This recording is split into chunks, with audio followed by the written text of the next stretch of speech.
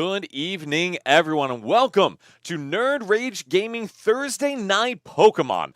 My name is Dan Hugar. I'm here with Brian DeVesa. And Brian, it has been a little bit since we've been here. Yeah, I know. It's been a bit. We had some technical issues a couple weeks ago. Then we had our GLC week that, they needed the stream for the Magic event. And it's just good to be back. It is. Yeah. It is. And not to mention, with no time to lose because we have such cool stuff coming up in the next couple weeks. Exactly. And Yeah. for one, am hyped about it. Yeah, definitely. It's like we took that little break, but now we're coming back with like so much more extra stuff to bring to everybody. So we're super excited for everything. And so I am hyped for everyone who's like a part of it and enjoying and watching, but I really need to reassess from a planning perspective why we did this to ourselves. Yeah, So, definitely. but like we said, we've got some really, sorry, I have to complain a little bit, but we've got some really cool stuff coming up. So, Brian, we've got the charity thing Saturday, which is a huge deal. Yeah, and I mean, if you keep up with our Twitter posts, we've already reached $600 raised before the event even started, which is absolutely insane to think about, that people are already coming out voting and getting us like to these goals already. Yeah. So we're really grateful for that. 100%. And we are really hoping this is going to be a big thing because to be clear, we get $0 from this. This Yeah. is all to support the Trevor Project, Yeah. which we are very excited about. Absolutely. And then, since we're still getting set up, we also have a really cool event on Sunday, Brian. Yeah, so Sunday's gonna be our 3v3 event, so that'll be an interesting one just because, typically it's a 1 versus 1 game, a way for people to get involved as a team, get your friends and buddies together to compete in this fun little team event that we'll be having the following day, this upcoming Sunday. And so if you are a fan of the store, participating, Pokemon, all that, Saturday is going to be all watching from home, but Sunday we will have that big event here. And if you have a team, awesome, come play, come register. If you don't have a team yet and you want to play, send us a message. We've got a bunch of other people we could certainly pair you with and make sure you get to play. Yeah, definitely. So you can message either one of us or our main NRG Twitter, and then somebody will try to find a team. So we're trying to straggle together some free agents just so we can have as many people participate as possible. Exactly. So like I said, we got some cool stuff, but to start off, we have some cool stuff today in, well, Pokemon in the Worlds format. And we are starting off with Raging Bolt versus Ceruledge. And this is an interesting matchup, Brian. Yeah, it is. So you gotta be nice to Tim today. I will be nice to Tim today. I have nothing to complain about with Tim so far. Yeah, so this is an interesting one too, just because both decks like to go boom. So both decks are pretty quick. They like to get energy on the board or energy into the discard and just scale up really tall damage and take really big knockouts really quickly. And can we also just note how fly Tim looks right now? Because that haircut is wonderful. Yeah, well done, it's sir. Good. It's good to see Tim back in the store again. 100%. Yeah. And so you're right. Ceruledge is a big boom blowing up deck. Raging Bolt does that by discarding energy. Ceruledge kind of sticks to the end or skips to the end and says, hey, it's based on the amount of energy in your discard pile. So Tim, not the best start, but there's not a super high risk of getting donked or anything here because Raging Bolt, it can take a big knockout turn one, but it doesn't really do that as much anymore. Yeah, and I think one big thing to kind of notice is even though if Eli does get one big knockout here, most likely he's going to have to leave a 2-prizer in the active when doing that. So that's going to be something that Tim can really take advantage of. And another thing to take advantage of too is that Ceruledge is a fire type, so the Teal Mask Ogerpon will be weak to that Ceruledge. And that's a big deal because Ceruledge does 30 damage plus 20 more for each energy in the discard. And right now, Tim has a whopping 1 energy in the discard. Yes. And we're going to need to scale a whole lot more to knock out something big like Raging Bolt. But like you said, we need to get to a total of 110 damage. So 4 energy in the discard to knock out that Ogerpon. Oh yeah, and there's a lot of pieces that Tim usually plays to do that. Like a lot of the time, that Reverum that evolves from the Varoom will need to discard an energy in order to draw some more cards. And as well as some of the supporters like Professor's Research and Carmine are being used as well as other ways to clean up the hand and get new cards. 100%. And so now for Eli's turn, we do see that fan rotom that says, look to your deck in your first turn, pull out 3 colorless Pokemon with 100 HP or less, which this case going straight for 3 Hoots. And we do have Area 0. We do have energy in hand. There is an opportunity here to take a knockout with that fan rotom. Yeah, so the big thing is having to have that stadium in play. Eli's able to do that, and the Assault Landing should be able to take this knockout, and it also will be able to get another one of those energies into Tim's discard pile. So I think it's one of those things where both players are kind of okay with the result here. For sure. Tim doesn't especially want to go down Yeah. in prizes, but there is an opportunity Yeah. to take 2 prizes here with a Reverum Yeah. and a Ceruledge already in Oh, this hand. is huge for Tim here because he's able to, if he wants to sequence this, to discard this fire energy, draw to 6, and then he can use that Carmine to get a fresh hand as well. So there's a lot of things that Tim can kind of do here. Hopefully, you could even draw into even a better supporter here, but Well, I and think I he's actually would okay. say, I will Yeah, say something nice for Tim here. You said it correctly. yeah, This is the perfect opportunity to draw 5 clean cards and get that energy in the discard. So now we are going to be able to Carmine. I believe Ceruledge plays at least 1 counter catcher. yeah, I believe so.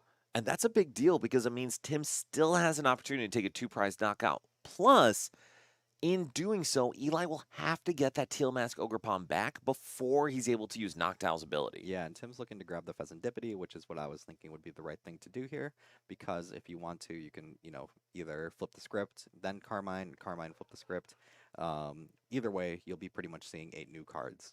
And so, which do you think is the best line I here? don't know, it kind of depends on what you want. I feel like if you're looking for the counter catcher, I think you're okay with playing the Carmine first. But if you know that there's other ways that you can draw into it, like from an Arvin or something like that, then doing the flip the script first is typically the right thing. And so, I think flip the script first is also good because you don't especially have to get the counter catcher. Boss's orders would have been great too. Yeah, definitely. Yeah. And so we do see the Earthen Vessel, which is a great thing because now Tim can throw even more energy into the discard, thin out the deck further. And we also have an Ultra Ball in hand that we can use to further thin out the deck and set up a board. Yeah. So even if Tim doesn't take a 2-prize knockout, man, he's kind of cruising here. Yeah, definitely. And I'm really liking the way that he's kind of sequencing out these turns. Definitely doing a good job of that. So it looks like we're going to be taking out more of those energies into the discard pile, and I'm wondering what he's going to grab here. I would almost like to see either another Charcadet or another Vroom, just Yeah. because we want to set up our board a little bit more. And I don't think there's any other support Pokemon in deck that Tim wants to get rid of here. Yeah, I kind of like this play too, just because it's again you're thinning out another card here, and it's going to be giving you like not like super high chance, but you're giving yourself a higher chance of drawing into that counter catcher when you're playing the Carmine after. And I will say, Tim, I'll probably have feedback for you later, but I want to be intentional being nice. I agree with what you said. I think Tim has sequenced this perfectly this entire turn. Yes. And I love to see it. Yeah, definitely. Just because it hasn't been around the game too often, but it's like a lot of these skills, they're still definitely translating. 100%. And so now we'll see if Tim hits the counter catcher off of this Carmine. Well, there's an Artisan. No cheating, Tim. Yeah. It's fine. Yeah. Just shuffle it up, guys. It's Yeah. locals. It's okay. Yeah, we're fine. I would. Yeah, Yeah, it's that's okay. fine. But let's see. Oh, Oh, we he hit the drew it. counter He drew it. catcher. Drew into it. That is huge because now Tim can go to an even prizes here. And we even have the Briar in hand for later if Tim needs to make a comeback and had only taken that single prize. Yeah, definitely. And already more than plenty of energy, 6 energy into the discard already, getting a clean knockout here. And that's wonderful for Tim. So now he goes down to 2 prizes remaining. Eli will have to use that Night Stretcher in hand in order to get the Teal Mask Ogerpon back. And now Eli's going to be able to cook, but now there's so much pressure on his side of things. Yeah, definitely. Just because now he's on the odd prizing, so it's like gonna be tough for him to kind of keep up with this. It's like if he's got a couple ways he can go around this, right? He can try to find like the big Raging Bolt and try to take that big knockout on the Ceruledge, or he can kind of look for like a gust play on one of the babies, like the Charcadets, and try to take a knockout with the Fan Rotom too. So, couple options that he kind of has here. I think we're kind of leaning towards the big knockout here. So I would actually say, I think from my end, I would like to see a Gust knockout with Fan Rotom. Hmm. Because there would have to be a ton of expenditure of resources right now for Eli if Eli was going to try to reach with a Raging Bolt knockout. Just because you're going to need 4 energy, you're going to need both an out to the Raging Bolt, likely a second Raging Bolt of some kind or ancient Pokemon, Sada, and then also need to hit the energy to get in the discard. So Yeah. it is doable. And then maybe the line Eli takes, but for me, if you can do the setup to set up your board with Pokemon, a manual attachment, kind of get things ready, and then just use a boss on a Charcadet, that seems more efficient on Yeah, my end. definitely would agree. So then getting the Pheasantipity, getting the Ultra Ball, do you know which route Eli's going to take here? Yeah, I think he's going to save that Ultra Ball to grab another Noctowl the following turn here. I think with the flip the script, we're going to be looking towards maybe looking for that boss that you were kind of talking about Well, I here. mean, that's a great draw Yeah. off of that Pheasantipity because now we have an Earthen Vessel. We can discard energy and then discard more with that Ultra Ball to then go and get a Raging Bolt EX. And if we want a Noctowl for Sada, I think that's good at this point. Yeah, definitely. So it's cool because the way that Eli sequenced out this turn is that he like was leaning towards both plays that we were kind of talking about earlier as being options. Yes. And again, credit to Tim sequencing, credit to Eli here because Eli, exactly like you said, Brian, set up the board so he could make the best choice possible based on whatever he draws. Yep. All right, and so we do see that second Noctowl. What is he getting here? Yeah, so I'm thinking we might see the Sada and maybe like oh, so we're looking like at the Nest Ball here. The Nest Ball probably gonna grab the Raging the Bolt Raging Bolt. EX. Yep, and then don't see. Because I think we have the Ultra Ball in hand to go Yeah. get another Raging Bolt EX. Yeah, just so we can put more energy into play. Well, so and here's the question. Does it make sense to put down the Baby Bolt? Or does it make sense to go get another Raging Bolt I EX? feel like you go for the second EX here, just because it's gonna be your next attacker anyways. So you can just cycle through the two of them. I feel like that's kind of the way you kind of do it. And I don't mind Yeah. that. I think Eli may be going with the Baby Bolt here, Yeah.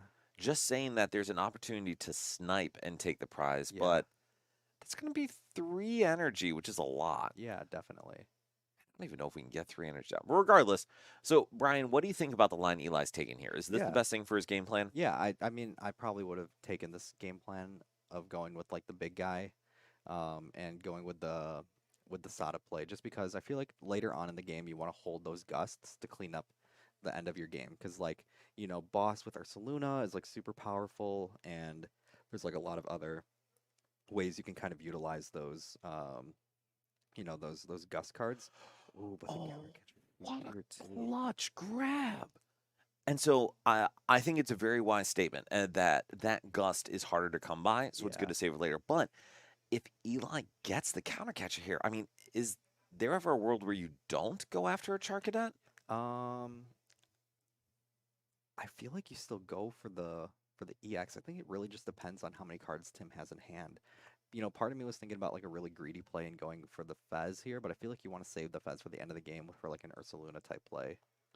So Yeah. I actually don't mind going for Fez here Yeah. because the resource gap is much lower. Yeah, definitely. That's why I was thinking too, is like I feel like either way, it doesn't feel like there's one play that feels significantly worse than any of the others. Because like Mhm. either way, you're either fixing your prize map or you're kind of getting back onto the prize map that you want.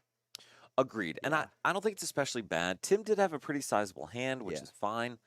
The only issue with this is now Eli's board is devoid of energy. There is Yeah. nothing available there to follow up if Tim takes a big knockout. Yeah, definitely. So it looks like we're going to be bumping the area 0 here. A couple of those Noctowls are going to be leaving play, which Eli's definitely more than happy with. And then, I mean, that makes sense Yeah. too, because Fan Rotom, not a bad attacker still. Yeah. We're able to see draw up to 3 with this Reverum. Yep. And I think one thing too to note from Eli's previous turn here is going down to 3 prizes. Eli might be trying to work around not having the Briar play active. And that makes Yeah. sense. All right, so we do see. Okay, Oh, okay. Okay. So we've got some stuff to work with Yeah. here. Yeah, Tim's cooking right now. He is. And Yeah. yet again, I have no complaints about his sequencing. Yeah, this is good. This is wonderful. Yeah, this is Tim, really good. I'm being nice. Yeah. All right, so then, Brian, we have a bunch of different sports. We got Turo, we've got Yeah. Boss, we've got I Carmine. feel like this has got to be like a boss ogre pond kind of play. 100% agreed. Yeah. Can you tell us why? Just because boss ogre pond is going to close out a lot of avenues for Eli I mean, the biggest one is it's going to turn off the Noctowl engine from that lone Hoot Hoot on the board, and then it's also going to close out the option of putting down the area 0 as well. So now Eli's not going to be able to take advantage of the big bench sizes that he can get as well. So super huge play from Tim here. Heads up, being able to recognize what he's able to get off of this. Yes. And so now one minor complaint is we could have played Artisan sooner Yeah. in order to better thin. So Tim, there you go, your negative feedback for the day. But obviously we just hit it anyway. Yeah, I know. It's a super minuscule thing. The rest of the turn has been pretty sequenced well. Agreed, completely. All right, so we've seen the boss, we've seen the energy from the board, we see the knockout. Tim takes 2 fire energy, Yeah. goes down to 2 prizes remaining, and now there is so much pressure on Eli. Yeah, there's a lot of pressure on Eli because now Tim is going to be able to win this game in the next turn. Yeah. He's able to get the proper, supporters and stuff he needs. And Eli now is going to have a lot of pressure on, he has to take out an attacker. He's got to take out, that Fez is also super, has a lot of pressure too, because it can get Tim all the stuff he needs to win the game. So there's a lot of things that Tim has on his board that's able to win him the game next turn. And Eli doesn't have too many things that he can use in order to kind of bring himself to that same position. Agreed. And so Raging Bolt does play Judge or a little bit of Disruption Yeah, still. I think they're playing Iono now. And Yeah. which is also lovely. Yeah. So the issue of going in aggressively with that Raging Bolt is now if Eli is going to take a 2 prize knockout, he would have to play Sada and not Disrupt. Yeah, and I think it's too late in the turn into the game to do something like that because Tim has so much energy in the discard pile already that anything that takes a knockout, whether it is like the Ursaluna or anything like that, Tim's gonna be able to take a knockout anyways. So it's gonna be a little hard for Eli to kind of work around that. And this is, I think, a turn where Eli is going to need to use either that Baby Raging Bolt or more likely that Fan Rotom Yeah. to knock out a Charcadet and then try to stick Tim because Fez is obviously a great draw. Rev Room is a great draw. But if you force Tim to get both a Gust and a Pokemon down, or excuse me, and a Ceruledge down, that's going to be a lot harder. Yeah, definitely. All right, so then we see the Teal Mask Ogerpon come out for Eli. We've got a Grass in hand. I mean, this feels like a Teal Dance and then knocked out for something, right? Yeah, definitely. It's got to be. And one advantage Eli has is he still has the Counter Catcher in hand. And so, Brian, that Counter Catcher play, holding it last turn, I think it ended up being a really, really good choice because now Eli could disrupt and take a knockout if he wants. Yeah, definitely. Even if he's not able to do one or the other, I still feel like there is a lot of merit in being able to, gust up something like that Rever Room, which I believe has 2 retreat cost. It does. And be able to just kind of stick that in the active and try to buy a turn off of that as well. There is a world where we could do that and then try to snipe with Baby Bolts. Yeah, definitely. Unfortunately, we're not taking a prize that turn. No, we aren't, which is unfortunate, but I feel like either way, if we do something like that, it's not really going to benefit Eli all that much because I feel like it just puts him more behind. Agreed. But using that Counter Catcher, knocking out a Charcadet, and Ionoing down to 2, I think is huge. Yeah. Because now you can play around Iron Bundle. You don't care if Tim takes a knock on the active. Well, you do if there's a Briar. But regardless, this is setting yourself up for about as good of an outcome as you could hope for. Yep. And then we are going to Counter Catcher. Probably the Fez here, right? I was imagining the Charcadet. Oh no, but we manually attached to the bear. Yeah. I feel like we have to get the Fez here. Do you agree with that choice? I don't. Well, actually, I feel like it's the best play he kind of had because he wants to disrupt. Because I feel like if you lean into the disrupt play, you have to attack with Ursaluna. But if you wanted to do something else, I feel like you have to attack with like a Raging Bolt. So I agree and I disagree. Yeah. I think if we are leaning into the disrupt play, we do have to still take a knockout this turn. I don't think stalling Rev Room is going to be good. Yeah. However, whenever we talk about disruption, the whole point is that you prevent your opponent from getting what they need. Yeah. In knocking out this Fez, Eli does prevent Tim from possibly drawing 3 cards, which is good and big. But the downside is Eli now puts Tim's game in his active spot. Yeah. Because now you say, hey, you have less cards, but now you don't need a Gust. you can hit anything you want or use a draw supporter, and still win the game. Yeah, and I feel like the moment that Tim draws an energy, pretty much has like what he needs because the Rev Room is going to get him fresh cards, and he'll just have everything he really needs from there. 100%. And now Eli is going to be in a position where he's going to be able to win the game by knocking out anything in the active. Yeah, But Tim's got an opportunity here. yeah, definitely. And so we see the knockout. We see Tim go back into the Ceruledge. We are at 9 energy in the discard, which means we're doing 210. Ooh, And wait, that's just game. that might be just game. I think that's just Yeah, game. we just got to see a bunch of energies here. Yeah, and if we see 5 more energy, that's 100 more damage. And that is going to be enough damage. Yeah. Tim takes down the Blood Moon Ursaluna with Ceruledge. And Brian, every now and then, they need to listen to us. Yeah, definitely. And I feel like everything we kind of talked about in that game kind of contributed to the win. 100%. We Yeah. are on it. Yeah, Bryce, do we definitely. have a second game? Is it because of a camera or because of the game? Oh, Well, we don't have a second game. oh, it's But alright, don't worry about it. I think I want to talk a little bit more about that game because we saw something really important there. Like you said, when we're talking about disruption, the whole point of disruption is that your opponent misses what they're trying to hit to win the game. Yeah, definitely. Technically, Eli prevented Tim from drawing cards, but when you reduce the amount of things your opponent needs to win, you're not really disrupting. You're just encouraging them to follow different win conditions. Yeah, definitely. And it's like one of those things that a lot of people in the community say where, Iono's a lie, Judge is a lie, Roxanne is a lie. Like every disruption card is a lie. So, I think yeah. someone posted on Twitter, and this Yeah. is not the most loving thing, Yeah. but Roxanne is not a lie. You just suck. Yeah. And that is not very nice, Yeah. but there was a legitimate point behind it. Yeah. It's that you didn't lose because you disrupted too late or disruption didn't stack. You lost because you gave your opponent too many turns to win the game. Exactly. You did not set up an efficient enough win condition, Mhm. whatever it may be. And that's why we want you guys to watch the stream. Like, this is helpful stuff. The way you learn how to do this is by watching good content, learning how to play, learning from your mistakes. And so, Brian, with that, what are the decks you're trying to play coming up? Because I know I've been a big fan of those comeback decks, but Yeah. to be blunt, you don't need to worry about the comeback if you just win first. Yeah, definitely. I know like a lot of people when we came in to kind of get our games in before today, there was a lot of Gholdengo. I was playing Gholdengo as well. A lot of Gholdengo. Yeah, a lot of people playing the 4-boss Gholdengo kind of thing that's been kind of spreading in the community lately. Thank you, Brent Tonneson, for Yeah, that thank one. you for Yes. that. Yep. A lot of people are trying to pick back Miraidon too, which is a cool one. That new Zekrom and the return of Dynamotor definitely helped bring Yes. Miraidon back into play here. That's definitely a cool one too. I've been playing Joltik Box a handful too.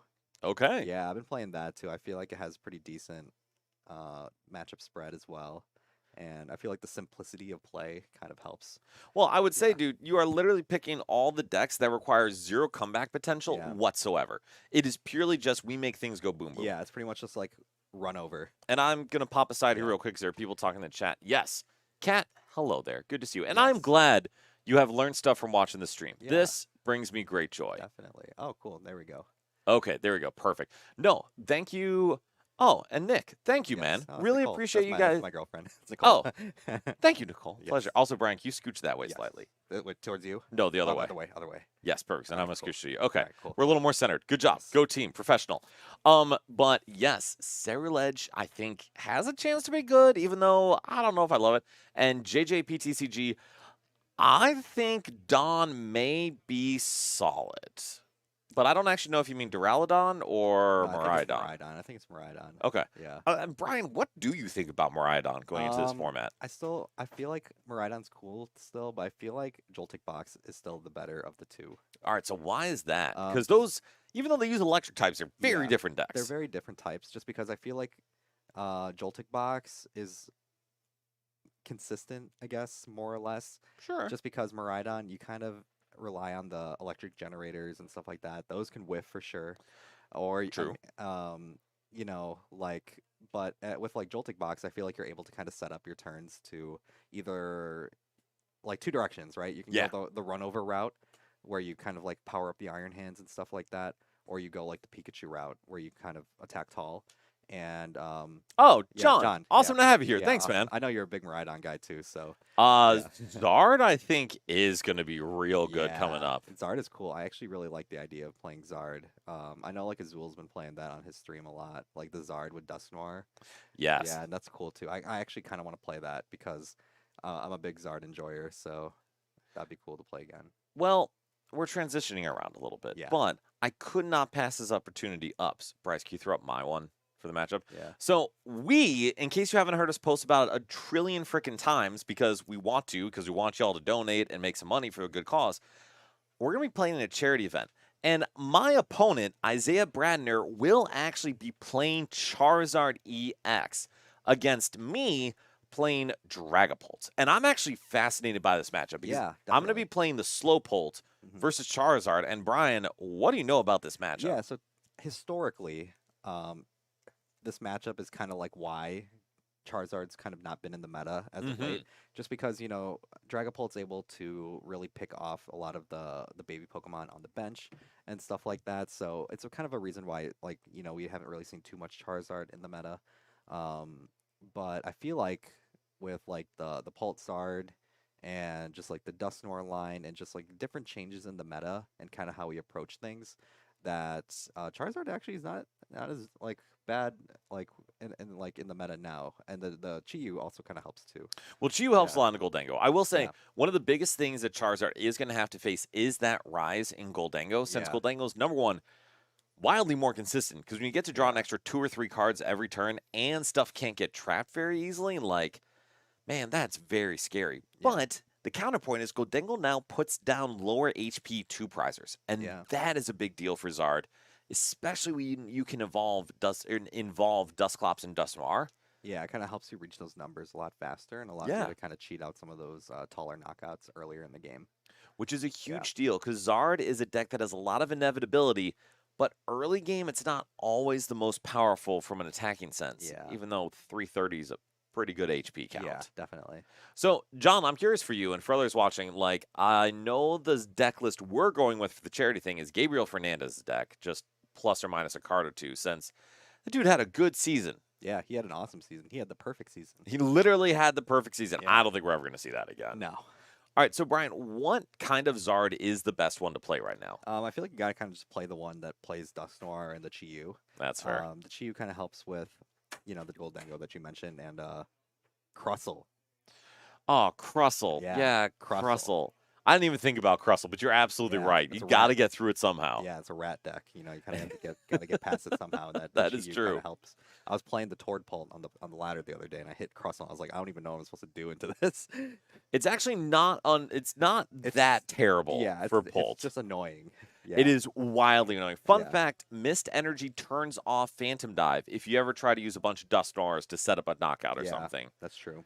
And yes, I think Pult John still the Nerd Rage Invitational Yeah. carries weight is what I'm hearing. Yeah. Or maybe not. But no, Dragapult Charizard is a really good deck still. Yeah, definitely. I still like that one a lot too because you get the best of both worlds, right? You get to use the spread potential that the Dragapult holds, and then towards the end of the game, you can use the Charizard to kind of just finish off the game. And John demonstrated something very well when we were here for the Invitational. With a lot of these decks, it's still the right decision to go slow and set up your board. Oh yeah, absolutely. Yeah. But I will say, dude, I think Gholdengo may be changing that a little bit. Yeah, Gholdengo, I mean the new way that people have been playing that Gholdengo with the 4 boss and the Genesect EX has definitely been shaking up the meta a lot. I would agree. And so, Bryce, can you throw up Ryan's?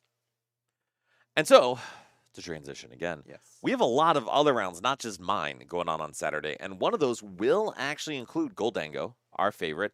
And Caleb Rogerson will be playing Gholdengo into Ryan Prusak, a lovely friend on the left, playing Zoroark. And Yeah. I'm actually super hyped for that matchup. Yeah, definitely, because I know Ryan's been playing a lot of time into this deck. He's been playing the deck nonstop.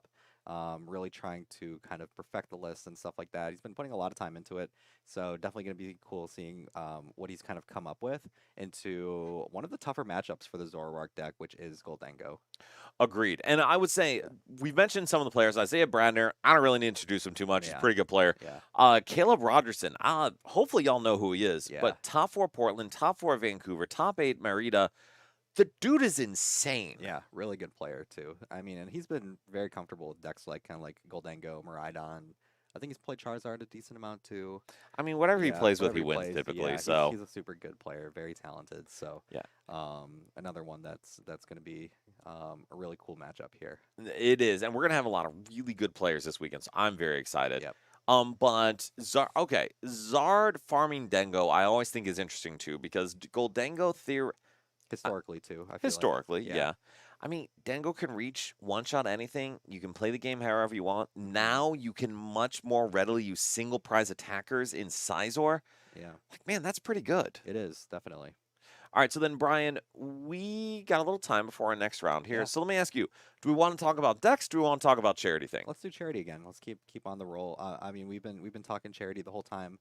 Maybe we can start talking about some of those incentives that we've already kind of hit. I would love to Yeah. talk about the shiny things we are going to give away to everybody. Yeah, look at that. So right now we are at $605 donated, which is Yeah. pretty good. Mind you, the event hasn't even started yet. Correct. And we're already giving these things away. Correct. So exactly like Brian said. So we have our laid out incentives here. The ones you can't see below, at $1,500, we will play a game of GLC, and you'll get to see Brian. Yeah, actually that one. playing against one of our champions. We will get. Excuse me. That's at 3,000. At 1,500, we will get to see Ryan playing Epic Splash Yeah. against one of our champions. Which, I mean, come on, man, it's Epic Splash. Yeah, I know it's always a fun one. That is fantastic. We may have Chow. We'll see how it goes. But dude, we've got a lot of really cool things we're giving away here. Yeah, definitely. And I think some of those pictures we've kind of posted already of like some of the stuff we've gotten. We haven't actually posted the pictures. Don't worry about it. Yeah, But I have them. We haven't posted them. We've yeah. posted enough. But we got some. I mean, you have some pictures here. I mean, like we're already giving away a playmat here. The Evolution plushies, and then some of the Worlds merch from last year too. So a lot of stuff already going to be going out to you guys, and it's all thanks to all the donations that we've received so far. For sure. And so, for kind of some clarification here, Ho sleeves and deck box, beautiful, wonderful. The Japanese 151 sleeves and playmat, incredible. Yeah, and that one's a cool one too because that's a 2-player mat. It is, and Yeah. I'm very hyped to give that one away. Yeah, that one's a super cool one. The other one, Pokemon Card Lounge products, y'all can only get those from the Pokemon Card Lounge in Yeah. Shibuya. Mm-hmm. And you're going to get them because I Yeah. went to Shibuya. Yeah. But the other one I really want to note is the signed cards and playmats and playmat giveaway. We are going to have all of our champions, our guest players, signing these championship mats. We are going to have Gardevoir signed by Chow, Davidson, Bradner, like some of the best players in the game. So if y'all want some really, really cool, unique things, just tell your friends, tell your family, get y'all to donate and kind of give to this very, very good cause that we're running this thing for Saturday. Yeah, definitely. And so, Brian, one other thing I do want to note, and this is more of a logistics thing than anything else, for those watching on YouTube, you saw a link in there for a fundraiser. And Bryce, do you mind resetting the link? And we're going to resend the link. What's up? Oh, it's a pinned Oh, comment? it's a pinned comment. Okay. Beautiful. So it is a pinned comment in there. So we have our donation link directly on Twitch. So if you're watching on Twitch, you can click on that donate right there. If you're watching on YouTube, or if you have friends, family, or life that say, I have no idea what Twitch is, this is a link directly to the Trevor Project's website where you can donate directly. Just put your name or anonymous, punch in your credit card, bank info, and send some money to an organization that really needs the support. Yeah, definitely. And I mean, Brian, I kind of want to make it easier for people to donate because this is a really important cause. Yeah, definitely. It's one that, and I mean, we've talked about it so many times why like this is such an important cause, especially for the two of us and the careers that we work in. So it's definitely something that's very near and dear to our hearts, and it's something that we really like to promote and use our platform for. Well, and I would say actually, Brian, can you tell me a bit about that? So you mentioned it's near to our careers. Like, Yeah. what is it you do? Why do you know and how important this like charity and organization is? Yeah, I'm a nurse, so I work in healthcare.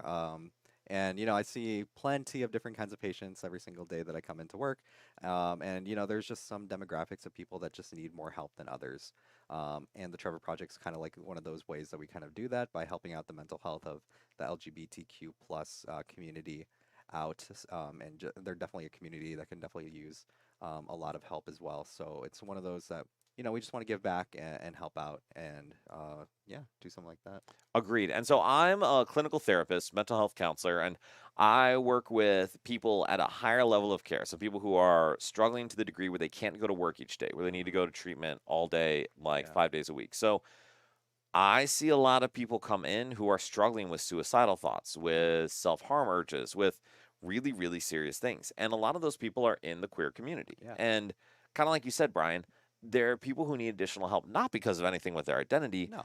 but because unfortunately they're in a society where there are additional barriers based on their identity. And so we want to support specialized resources that know how to best effectively work with people and the barriers they've experienced, since not everyone has to deal with them. Yeah, and definitely. And it's one of those things that helps contribute to getting them resources that have more specialty than what the two of us do already. Yeah, 100%. so as much as like we like to think that we're very helpful as well in our ways of practice, there's definitely people who are much more qualified to be able to do those things, and it's great that we'll be able to give them a platform and give them access to those kinds of resources. Yeah, I like to think I'm at least a moderately competent Yeah, therapist. However, I like to think I am too. right, exactly. However, I'll be Yeah, blunt with y'all, and this is going to be a shock. I am yeah, a straight white dude from the burbs. yeah. I have not experienced almost any of the barriers Mhm. that this community has gone through.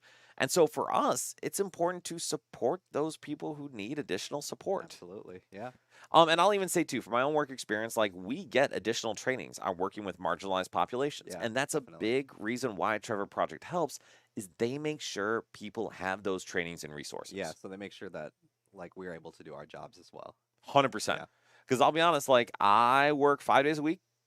That helps. Yeah, People are there, but I'm not there 24/7. exactly. And Yeah. people struggle at night, middle of the night, on the Yeah, weekends. And we want to make sure they have access to that. absolutely. All right. So we've talked about some good stuff. Bryce, do we have him around yet? We do No. not. All right. So let me ask y'all in the chat. Yeah. What do we want to talk about today? Oh, we do have a round. Oh, we have a We have a round. round. We have no players yet. All right, we're working on We're working that. on it. So then, Bryce, if you don't mind, can you just throw up the general charity one? Because then let's at least close out this round by Yeah. talking about that. Oh, and hopefully they're putting Josh DeLuca on there. Yes. Yes. We've got some really cool stuff coming up. So, like I said, this is the general information. Saturday morning, 11 a.m., we will be hosting our charity event here. And Brian, what is going to be happening on Saturday? Yeah, so I mean, we're just gonna be having different rounds of one of the NRG players going against one of these amazing champion players. And you can already see like the list here: Henry Chow, arguably MVP of the season; Andrew Hedrick, multi-time champion as well. Isaiah Bradner had an awesome season as well. We were talking about Caleb a little bit already. Awesome player. Michael Davidson's been really crushing it in Masters ever since he aged up. He already got his first Masters regional win. Yep. Justin Templar, I'm very, very afraid for when he becomes a master because um, now we have to worry about him at our local events too. Yes, the And dude is insane. he's an incredible player as well. Still in seniors. I think he's gonna be aging up going into the season. I think so, but Yeah. I don't know for sure. Yeah, so already afraid. And then Michael Pramawat, legend in the game, being able to, he's accomplished so much, and now he's also kind of giving back to the community by like being a judge now. Absolutely. So he's definitely enjoying the community and in different ways too. So it's gonna be super cool seeing him come by, and he's a legend in the game too. And that's one thing I'm so excited about is we have like literally a legend in Michael Pramawat, one Yeah. of the best players ever in the history of the game. We've got breakout players who are incredibly good in Henry Yeah. Chow. We've got Andrew Hedrick, like Michael Davidson, Yeah. Justin Templar, who's going to blow us all away in a year or Yeah, two. he's gonna be like probably breakout player of the year once he gets his once he ages up. 100%. And then Caleb and Isaiah, who were great players in seniors, and now Isaiah, one of the absolute best players in the world. Yeah, definitely. Guys, it's going to be good stuff. And Nerd Rage is going to win at least one round. I feel confident about that. Hopefully. And John, we do not have Scoville in control. However, Josh is not taking prizes today, and I am so here for it. Yeah. But Brian, tell us a bit about what else we're going to see. Like, what else is some of the stuff going on? Yeah, so we're gonna have some other fun rounds too. Hopefully, we can reach that incentive for the Epic Splash.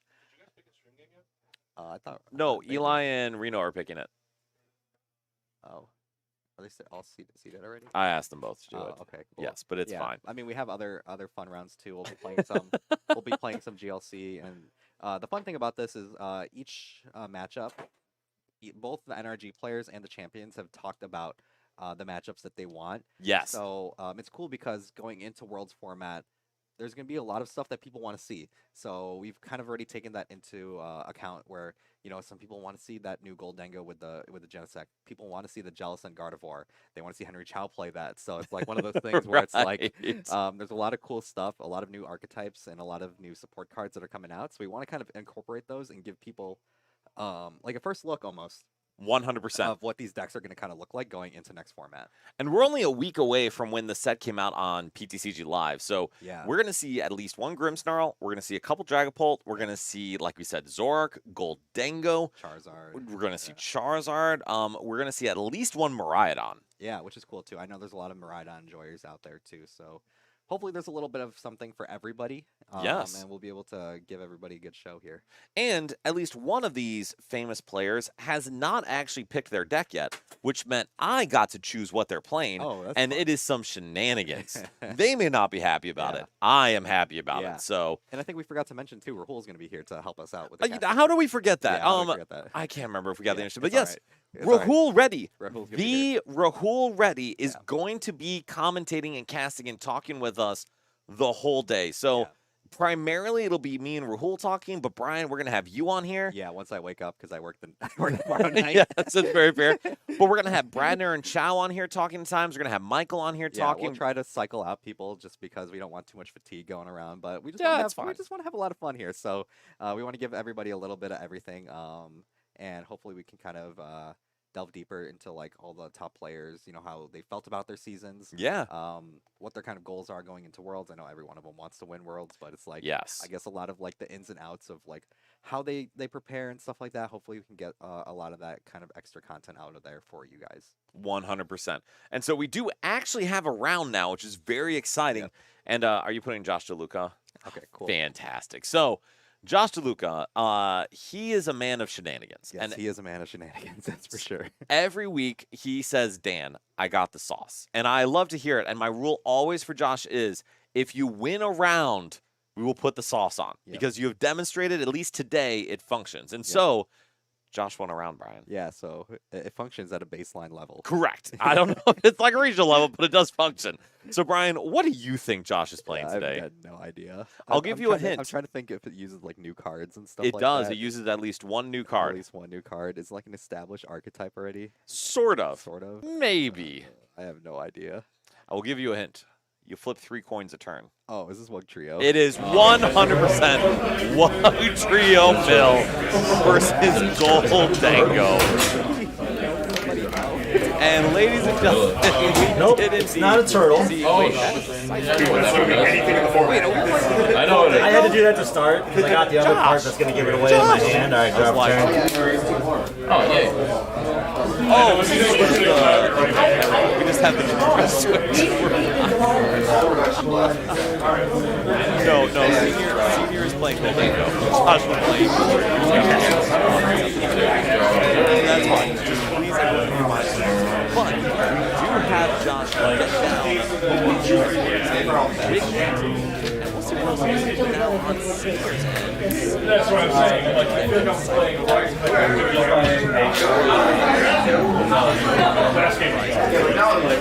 I'm kind of doing it. I appreciate the feedback, John. Thank you very much. Let us know if that's corrected. We'll just keep yapping. Yeah. But Christian does have that Cypher Maniacs. There's no way for Christian to draw cards right now, though. Yeah, which is kind of a tough part about playing this deck. Just because typically you want to have a decent amount of cards like in hand and stuff like that. I'll be honest, I don't really know how this deck works too much. All I know is you flip 3 coins and you can mill up to like I think 9 cards a turn or something. Correct. Like that. Yeah. So that's exactly what it is. For 3 colorless energy, you flip 3 coins. For each heads, mill 3 cards from the top of your opponent's deck. Now, that was fine when you had double turbo energy, reversal energy, but even then you had to double attach at times, use counter gain, whatever. Now we have reversal energy, which is going to be active real quick. And then we have ignition energy. Yeah, ignition energy is cool because it's like, what, 3 colorless energy? Exactly. And it gets discarded at the end of the turn? Exactly. Yeah. You can only be attached to an evolution Pokemon. So it's very much the same as triple acceleration energy from past formats. Okay. All right, and so for Senior's end, we do see the Cypher Maniac. We see those cards get stacked on top, and there's one issue that Senior may run into here. I mean, this league headquarters can definitely be an issue. That's actually not the thing I'm worried about. What's the thing you're worried about? Josh can just flip A heads, and those cards go away. Oh, that's true. Yeah, very true. And so if Josh does have Wugtrio Ignition Energy, we are, as the kids say, cooking. Do the kids say that still? Yeah, I think they do. Okay, just making sure. Good to clarify. Yeah. All right, so then, Brian, what is Josh going to do on this I turn? feel like Josh kind of just wants to set up the board a little bit more and then start with the Itchy Pollen. I think he wants to start just item locking Senior out of the game. And I would agree with that to a degree. I think Josh, there is an advantage to Josh for letting Senior play the game and burn cards. But yeah, this hand is not great for Josh. Yeah, So I mean, he's got a Pokegear. He can try to get like some sort of supporter out here. Maybe like I think if he plays like Arvin or something like that, that could possibly help him. Or like, yeah, anything like that. well, we do also have Iono in hand. Yeah. And I think that's what Josh is going to go with to just try to set up the board a little more. Definitely. Yeah, I can definitely see that being a good play here as well. And we have a Maractus. We have Zerosix. We have the sauce in here, Brian. Yeah, Holy. wow, we got a lot of cool stuff. And we got a Dunsparce line too to help draw cards. So there's a lot of cool things that we can kind of do here. Yes. And so I kind of agree with what you're saying. I almost would have liked to see that Pokegear for Arvin because we play the trolley. Yeah. And that trolley's so big because Josh could set up his entire board with one card. Yeah, definitely. And that could have definitely been like something that really changes it. But at the same time, not too mad about this play either. At least you can kind of get the Wugtrio kind of set up here. So do you think it'd be better to go for another Wiglet here or straight for the Wugtrio? I think the Wugtrio is fine here if that's what he wants to do for the turn. I feel like either way, once you play that Iono, it kind of tells you what you're going to end up doing. If you're going to end up item locking, or if you're going to end up trying to discard some stuff.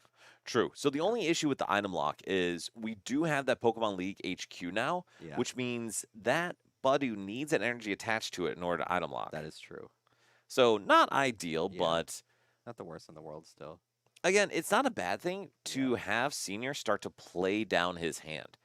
And we see the Buddy Pop, and so Josh is going to set up. Yeah, he's going to be able to get some of his stuff going here, and hopefully we're going to get some of those Dunsparces down here, as long like a Dunsparce and maybe another Wiglet. That would be exactly my thought. We want to at least have 2 Wiglets or Wugtrios down, and then getting draw in place is definitely good. Yeah, definitely. All right, so then is there anything else you'd want to see from Josh's end? If there's anything he can do personally, I think he just kind of has to pass it over just because there isn't that energy. I don't think it'd be a problem to attach that fan to the Budu. Yeah, I don't think that's too bad either, just because it reminds me of like that vintage Snorlax where it's like they would attach it to the Snorlax, and as soon as the Snorlax gets knocked out, they're moving energy down. Why do you think we're doing this? I think he's doing that to start getting the fan in play. Maybe. I guess I don't see the benefits of putting that Gimmighoul up in the active. Yeah. Because this just gives Christian a bit of an easier line to start taking knockouts. Yeah, but I guess maybe knew what was going on here, because I think Christian was going to look for the Scizor play, but now... So Scizor currently doesn't knock out anything on Josh's board. That's true. And I guess the Scyther does have free retreat. Free retreat, yeah. Okay, so not too catastrophic. Yeah, but then again, it's like not too many things in Christian's hand to be able to work around today. So, no, we are going to set up a board, but I think this is where I actually think it's really good to have mill and control decks in the format. Yeah, because you have to learn how to play around them very carefully. Yeah, it's about like knowing how to manage your resources, what you can and can't have on the board, stuff like that. For sure. And so we do have a couple good pieces here, but I think Christian's debating even using this Buddy Poffin. Yeah, I don't know. I mean, he's already got all his Gimmighouls in place, so it's like one of those things where if he's not careful, Christian can definitely like whiff a few turns of attacking. For sure. Yeah. And to be honest, it looks like we are going to whiff a turn of attacking here, which is great for Josh. Yeah, it definitely gives him another opportunity to kind of get started with the mills here.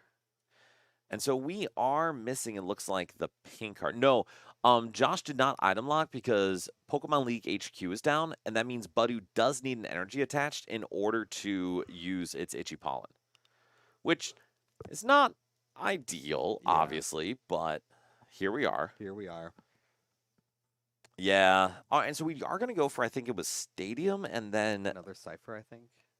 I think it was actually Yeah. Genesect. Oh, okay. Genesect, I think, is fine here, too. And so, Brian, tell us about that Genesect, because Yeah, that is a huge addition for Gholdengo. The new Genesect EX is super cool because its ability allows you to grab 2, was it Metal EXs, or is it Evolution Metal? 2 Evolution Metal Pokemon. Yeah, 2 Evolution Metal Pokemon, and put them into hand. So that just grabs double Dengo. Which is insane. Yeah. That's so good. All right, and we see another Wiglet for Another Josh. Wiglet. And yeah, it looks like we don't have much else we can do here. we don't. I don't mind that, actually. I Yeah. think that attachment's good. And I also wouldn't mind the evolution here. Yeah, the evolution's fine here, I think, too. And so Josh's hand is terrible. Yeah. But on the bright side, Josh has time. Senior has not applied a ton of pressure. Yeah, it's one of those things where it's like both players are like kind of to a slow start, so it's not like the worst thing in the world. But it's one of those things where Josh kind of expected to be behind already, but isn't really able to do anything from behind. Exactly. And to be honest, that is a good thing because Josh's hand right now is terrible. Yeah, And he needs a little bit of time to keep top decking. definitely. All right, and so for Senior, are we just getting 2 Gimmighoul? Or yeah, I think we just grabbed Double Dengo here. Or Double Dengo, Yeah, excuse me. I think we just grabbed that. And it makes sense. So Christian's going to want to start drawing to get what he needs to start taking knockouts. Yeah. But he can't overdraw. Yeah, he can't, just because as soon as he starts taking too many cards out of the deck, then Josh's game plan is going to go a lot quicker. And so that's the risk because Christian has to play the game, but he can't play the game so aggressively that Josh is able to punish him really hard. Yeah, definitely. And so obviously we're seeing a bit of a slower start here, but this is kind of by design for Christian. Yeah. And also Nox. His hand isn't terrible. But when you are playing against stall or control decks, you need to carefully monitor your resources and how much you are playing the game. And it's Yeah. a thin line, man. Definitely. It's one of those things where it's like you need to know exactly how many Gust cards you have, what can be taken out of your deck, what can be, what you can still have, what you can't put into play, what are going to be liabilities, stuff like that. And in case you are all watching this and saying, what the heck is that fire Pokemon? That is a Sizzlepede, Yes. everyone. And Sizzlepede evolves into Centiskorch. And Brian, do you know why Centiskorch is in this deck? It's for the mirror match. It is. Yeah, So 'cause what does Centiskorch do? I think it's like 1 energy, and it like does a lot of damage, or does enough to knock out Gholdengo. Correct. So it Yeah. does 130 damage. It's fire type. So Yeah. exact math in Gholdengo. And it does 30 damage to all of your bench Pokemon, which may be a disadvantage at times, but it's actually huge because that is amazing with Monkey Dory. Yeah, Monkey Door will definitely open a lot of avenues for you to be able to, take bigger knockouts with fewer energies. 100%. And so now we are going to see Senior get that Earthen Vessel, discard the Sizzlepede because it's not going to help much Yeah, here. it's not going to do much here. Yeah. And then go get a couple energies. So we're going to see another Gholdengo maybe? Yeah. No, we're not going to be able to retreat, but we're going to be able to see a knockout. Yeah, and I mean that fan is going to move one of the energies anyways, so we'll kind of see where these energies kind of go. And I forget with the fan, after the knockout happens, does the opponent choose where the energy goes? No, you No, choose. you choose. Okay, so you can just move it to the Gholdengo on the bench. No big deal. True, but Yeah. oh, I'm sorry. Yes, the person with the fan chooses. Oh, with the fan chooses. Oh, okay. So Josh could pretty much just put him on the Genesect or something like that. And I think that's going to be Yeah. exactly it. So the one advantage too Christian has is there's not really a bad spot for that energy Yeah. to go on his board. Yeah, definitely. All right, and then Oh, Oh, we're just gonna pass the turn. Yeah. Ooh. Okay. and so if you're Josh, do you attach that? No, I think you wait. I agree. I think you wait. Strongly. I think you just pass here again, and then you just wait. And great decision by Yeah. Josh. All right, so now Senior has the opportunity to take a knockout, Yeah. but he's a little skeptical of that. Yeah. So now I'm wondering what he's going to try to do here. If he's looking to maybe find a gust or something like that, to start these knockouts. But I feel like with Christian, he's kind of on a time limit here. I feel like he's got to get started here soon. I think he does. And the advantage for Josh is that Christian has given him a good bit of time. Yeah, and a lot of resources already gone to the into the discard here too. There Right into are. play. Granted, the resources that are gone on the discard aren't like immensely powerful ones. There's no Yeah. superiors down, there's no stuff like that. But But there's still cards. and that's exactly it. There's yeah. still cards. And also Christian's board is full of Pokemon, which doesn't seem like a big deal, but every Pokemon on his board is a card not in his deck. Yeah, exactly. And so when you discard 9 cards a turn, that goes through your deck very, very quickly. Yes. And after 3 turns, say you hypothetically flip 3 heads, that is 27 cards. Yeah. So all Josh needs to do is flip a couple heads, and I mean, it could be catastrophic for Senior. Yeah, I mean, and look at this. I mean, he's drawing so many cards here. He's already drawn like 4 cards. 3 of them yeah. are Arvin. He's already drawn so many cards each turn, so it's like, I mean, he's kind of just helping out Josh at this point. He is, which Yeah. is less than ideal. But you do also notice that Josh has the hammers. Josh does play counter catchers, but Josh also plays Zerosic. Yeah, Zerosic's gonna be huge too because Zerosic's gonna cut down Christian's hand to what? 3. 3? Yeah. Yeah, so Christian would have to discard his hand down to 3. And so that in combination with the mill means it can't be like Christian stacks his hand for a big Iono later. It's going to end up being Christian loses resources either way. Yeah, definitely. And Oh, and we see a Tool Scrapper. Oh, Tool Scrapper. That's an interesting one. That is. And so it's a good inclusion for the Gardevoir matchup for Gholdengo because it gets rid of Bravery Charms. Yeah. It also can get rid of, well, obviously other tools, but like the Rigid Band on Zork and Yeah. such like that. But right here, it's going to save Christian an energy attachment. Definitely. Yeah. Tool Scrapper is an interesting one too. I feel like if we ever get into like a Hero's Cape meta or anything like that, all of a sudden you kind of take away someone's ace spec. Yeah. And that is a huge deal. We see the manual attachment. Yeah. Which is interesting. I don't think he needed to do that. I think you may think that League HQ Yeah. is a problem for his Gholdengo. Yeah, maybe. Unless he's thinking of maybe retreating out or something like that. We see the reversal. We Yeah. see a Wiglet. And honestly, this is okay. Is this an undersea tunnel time? I think it's an undersea tunnel time. We'll see the first flip Yeah. with Wugtrio. What do we got? Oh, all All tails. tails. Oh, we Oh, survived. no. Yeah. Oh well. Well, Josh, you did what Yeah, you he could tried. there. Unfortunate for Josh. That is not the outcome he was hoping for. Now, granted, he still has time. Yeah. Christian has taken a whopping 1 prize. And he has to take 5 more. Yes. So, Brian, what's Christian doing this turn? I don't know. I feel like he's got to just take the knockout straight up. I don't think we can hold too many cards here. Well, and that's my question is, does it make sense for Senior to keep drawing cards? No, I don't think it does. I feel like you kind of just have to. It's like be very, very simple. You know, you take your knockout, you use your superior when you get the chance to, and you just take your knockout that way. So I think the 2 cards here make sense because right now, Senior did not have the 2 energy in hand to take a knockout. Yeah, but he has superior at the same time, and there's a decent amount of stuff that's like in the hand that he can use. So it's like might as well just do that, right? Well, there were only 2 energy in the discard. Oh, okay. And so that's where it's tough because if Yeah. Christian loses superiors due to that mill, Hmm. things could get a little sketchy. Definitely. All right, and we will see the Looks like another knockout here. yeah, make it rain knockout on the Wugtrio. Christian goes down to 4 prizes remaining. Yep. We're gonna go into our lovely free retreat Dunsparce, and do we hit something? Well, Doesn't look like it's much here. it looks like we do hit a Buddy Poffin. Don't know what it is actually. Oh, I don't either. Yeah. I can't quite see what it is. I mean, if it's a supporter to play the game. Oh, I think he's debating Ionoing. Oh. Oh, no, it's a pal pad. Oh, God, that's terrible. Yeah, that's not great. All right, so if you're Josh, is it worth it to go get that Iono? I think it. I don't know because it's gonna end up shuffling the deck up, and it might end up just leading to more bricks per turn. Part of that, Yeah. the other issue is, Iono doesn't help him. Yeah, Iona doesn't really help either. Yeah, that's true.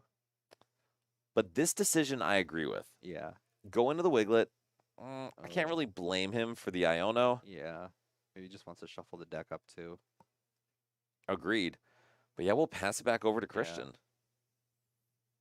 And there is that Centiskorch. So obviously not very helpful here, but still cool to see and a cool tech. Yeah, definitely. It's a cool card. I know a few of us were kind of messing around with the idea of Centiskorch into the mirror. All right, so we do have Professor Turo. We are going to be able to move some stuff. I think this is where Christian Sr. just has a question of like, what do I really want to do? Yeah, definitely. And we are going to see the Superior. And Brian, you had said like, stop drawing, just use the Superior and stuff. I think you're right. This is the right time to do that. Yeah, just because I feel like the more that you just end up digging into your deck, the more that it's just like you're just making it faster for Josh to win the game. 100%. Yeah. Oh, we see the energy attachment come down. Yeah, we might just see 2 more energy come down for the knockout. And that's exactly it. We see the knock on a Wugtrio. Christian goes down to 3 prizes remaining.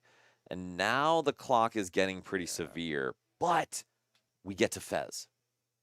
Yeah, the Fez is huge here just because it cleans up a bit more, gets the Fez, we can draw some more cards. So this is huge, and it's definitely been a game changer for Josh here. Agreed. And also, Christian just used a Gust. So Gholdengo, they do play a bit more now, but not every deck is playing 4. Yeah, and I think we were talking with Christian earlier, and I think he's only playing 2 right now, which I don't think is enough.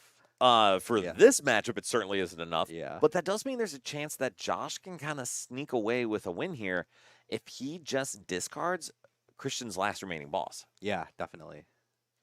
Right, and so we do see Crushing Hammers. We do have Counter Catchers. There's ways for Josh to still make a comeback here. He's just going to have to hit something off the Fez. Yeah, definitely. So we see we're getting up to that 5 here. And I like the Maractus coming down here because it's going to be kind of like an insurance policy here. That if we're not able to get an attack off, at least we can kind of corner something. Try to keep something in the active. Agreed. I do think that's a good grab. I wouldn't mind seeing a 3rd Wiglet instead, but I think they're all in the discard. Yeah, that could be possible too. All right, so we see the 3 draw for Fez. Ignition Energy's here. Oh, we see Wugtrio, Ignition. This okay. So we are at least going to be able to mill some cards this turn. And like you said, Brian, that's a huge deal. Well, yeah. Allegedly. Yeah. We have the opportunity to. Yep. So and yeah, I mean, 1 undersea tunnel is all that it kind of takes to really change up the game here. So let's see if we can get something going here. And Josh is hyped. Let's see it. Okay, we got 2. 6. 6 cards. Oh, that's big. That's huge. Turo that's huge. big. Okay. Okay. Wow. Oh, what a 6 cards. Now, granted, 4 of them doesn't matter, but boss, or 3 of them, but boss, superior, Turo, that is huge. Yeah, and it's huge here too that, we still have the Fez here too, so Josh is going to still be able to draw cards and stuff next turn here, which is huge. And actually, I'm sorry, there are how many cards left in Senior's deck? Ooh, this isn't looking too good. This game has taken a sharp left turn for Senior here, because that's a whopping 2 energy in the deck. Yeah. And I mean, to be fair, our hand is enormous, but we don't mill from the hand. Yeah, we do not. I mean, this is like 1 Zerosix and 1 like good undersea tunnel away from like winning the game here. We're like 1 mediocre undersea tunnel away from winning the game here. All right, we see the knockout. Christian goes down to 2 prizes remaining. I think, John, I think 7 cards left. So, and Senior has to take 2 prizes and does not have any Gust remaining. So now, does Josh see a supporter that helps? Zerosix would be huge here. Well, we need to attack is the only issue. Attack, yeah. Oh, Iono.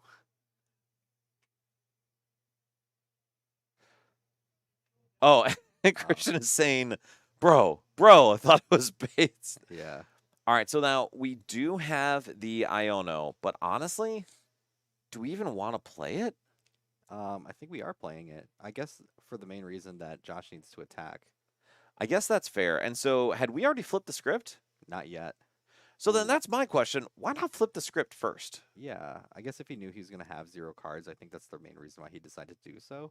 And, ooh, the counter catcher is huge here. That is big. And now I do think we probably want to use that Super Rod to get back a couple Wiglets and Wugtrios because we got to get another Wiglet down. Definitely. And I think that's what Josh is kind of looking at here, too. And honestly, I don't think we need Bundle. I don't think we need Budu. I think we just need Wiglets and Wugtrios here. I think that's all we really need here. So, Brian, was the Iono the right idea there? I don't know if it was. I think it was because like it's like we were talking about earlier. You gotta kind of like lean into one decision for the end of your turn, and Josh's goal seemed to be that he wanted to attack. And I think that was the only way that you find yourself to attack is if you play the Iono. It gives you the highest chances to do so. I would say with no flip the script, I would agree. Yeah. Like we gotta try to attack, we gotta try to do the thing. Yeah. However, I would have really liked to see the flip the script first to see if there was a different supporter we could hit. Yeah, I can definitely see that too. All right, and so we do find the Dunsparce, which is a big deal because we do need to find another Wiglet. We'll see 3 cards.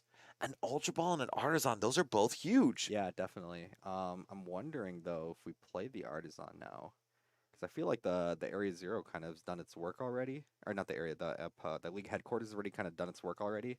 So maybe it's not the worst thing in the world to put down that Artisan, so we can at least guarantee that we can get another Wiglet down. I think it's 100% the right decision because also Senior's board is full. Yeah. Who cares? That's true. And also if Senior's attacking with Genesect, like, great. Yeah. Like, Josh has done everything right. Things are in a great position. Definitely. And yeah, he has like Ignition for the next turn. He also has there's something else. Oh, Crushing Hammer too. We could try to make some more shenanigans with the Crushing Hammer. Do we need to? I don't think we need to, but I think it's an option. And it's not bad, Yeah, honestly. It's not bad. Yeah. And it doesn't matter. That's fine. We're thinning the deck, Brian. Yeah, and I mean Cirrhosis for next turn, also possibility too. True. Very true. Yeah. All right, so we do go into the Wugtrio, and we're going to see the, what is it called again? Undersea Tunnel. Undersea Tunnel. Yeah. I only know that because this was my brother's first deck. Really? Yeah. That's fantastic. Yeah, this was the first deck he wanted to play. Did it do well for him? No. Okay. But we'll see the 3 coins, Undersea Tunnel. Oh, we see three. We see coins. There are 3 cards. Bundle's fine. Bundle. That's fine. That's all right. That's fine. That's okay. Okay. Yeah, not the worst thing in the world. So nothing too consequential there. Yeah. We do see the draw. Superior is big, but we don't have a way to move this Genesect right now. Yeah, that's the big part. And do we want to thin more cards out of the deck? I think we want to shuffle the deck to Yeah. get to that Turo that's at them. But Yeah. also, even with that, there's not a lot of cards in that deck. I know, it's making me wonder. So I would say, and Brian, this is aggressive on my end, Yeah. if Senior does not take a prize this turn, my money's on Josh. Yeah, I would agree too. Just because if Christian draws enough cards this turn to where the Zerosix really does some damage here, then Christian could just lose the game here next turn. 100%. Even if he does take a prize, I think he can also lose the game too. I would agree. And so we have 9 left, and we're gonna have less after this. After the Arvin, if we take the maximum amount of cards here. So John, I'm glad you're keeping track of this because Yes. I'm trying to as well. Yeah. 1, 2, 3, 4, 5, 6, 7, 8, 9, 10, 11. Well, we have 12. Yeah. We have 12. And so if we take 2 out of there, we're gonna be at 10. Yeah, And then the question is gonna be, does Christian draw any more cards? that's true. I mean, he has the opportunity to, so it's wondering if we do draw anything else. Man, this is tough. It is tough, yeah. So I feel like a lot of these things we kind of need. Well, so now here's my other question too, because the win condition that's cool is obviously Undersea Tunnel. Yeah.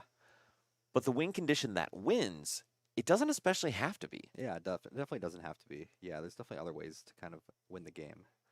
And so my question is going to be, how many energy is Senior down? Because do we get to a position where a Budu lock is enough? Or a Budu lock is enough. That is an interesting win con.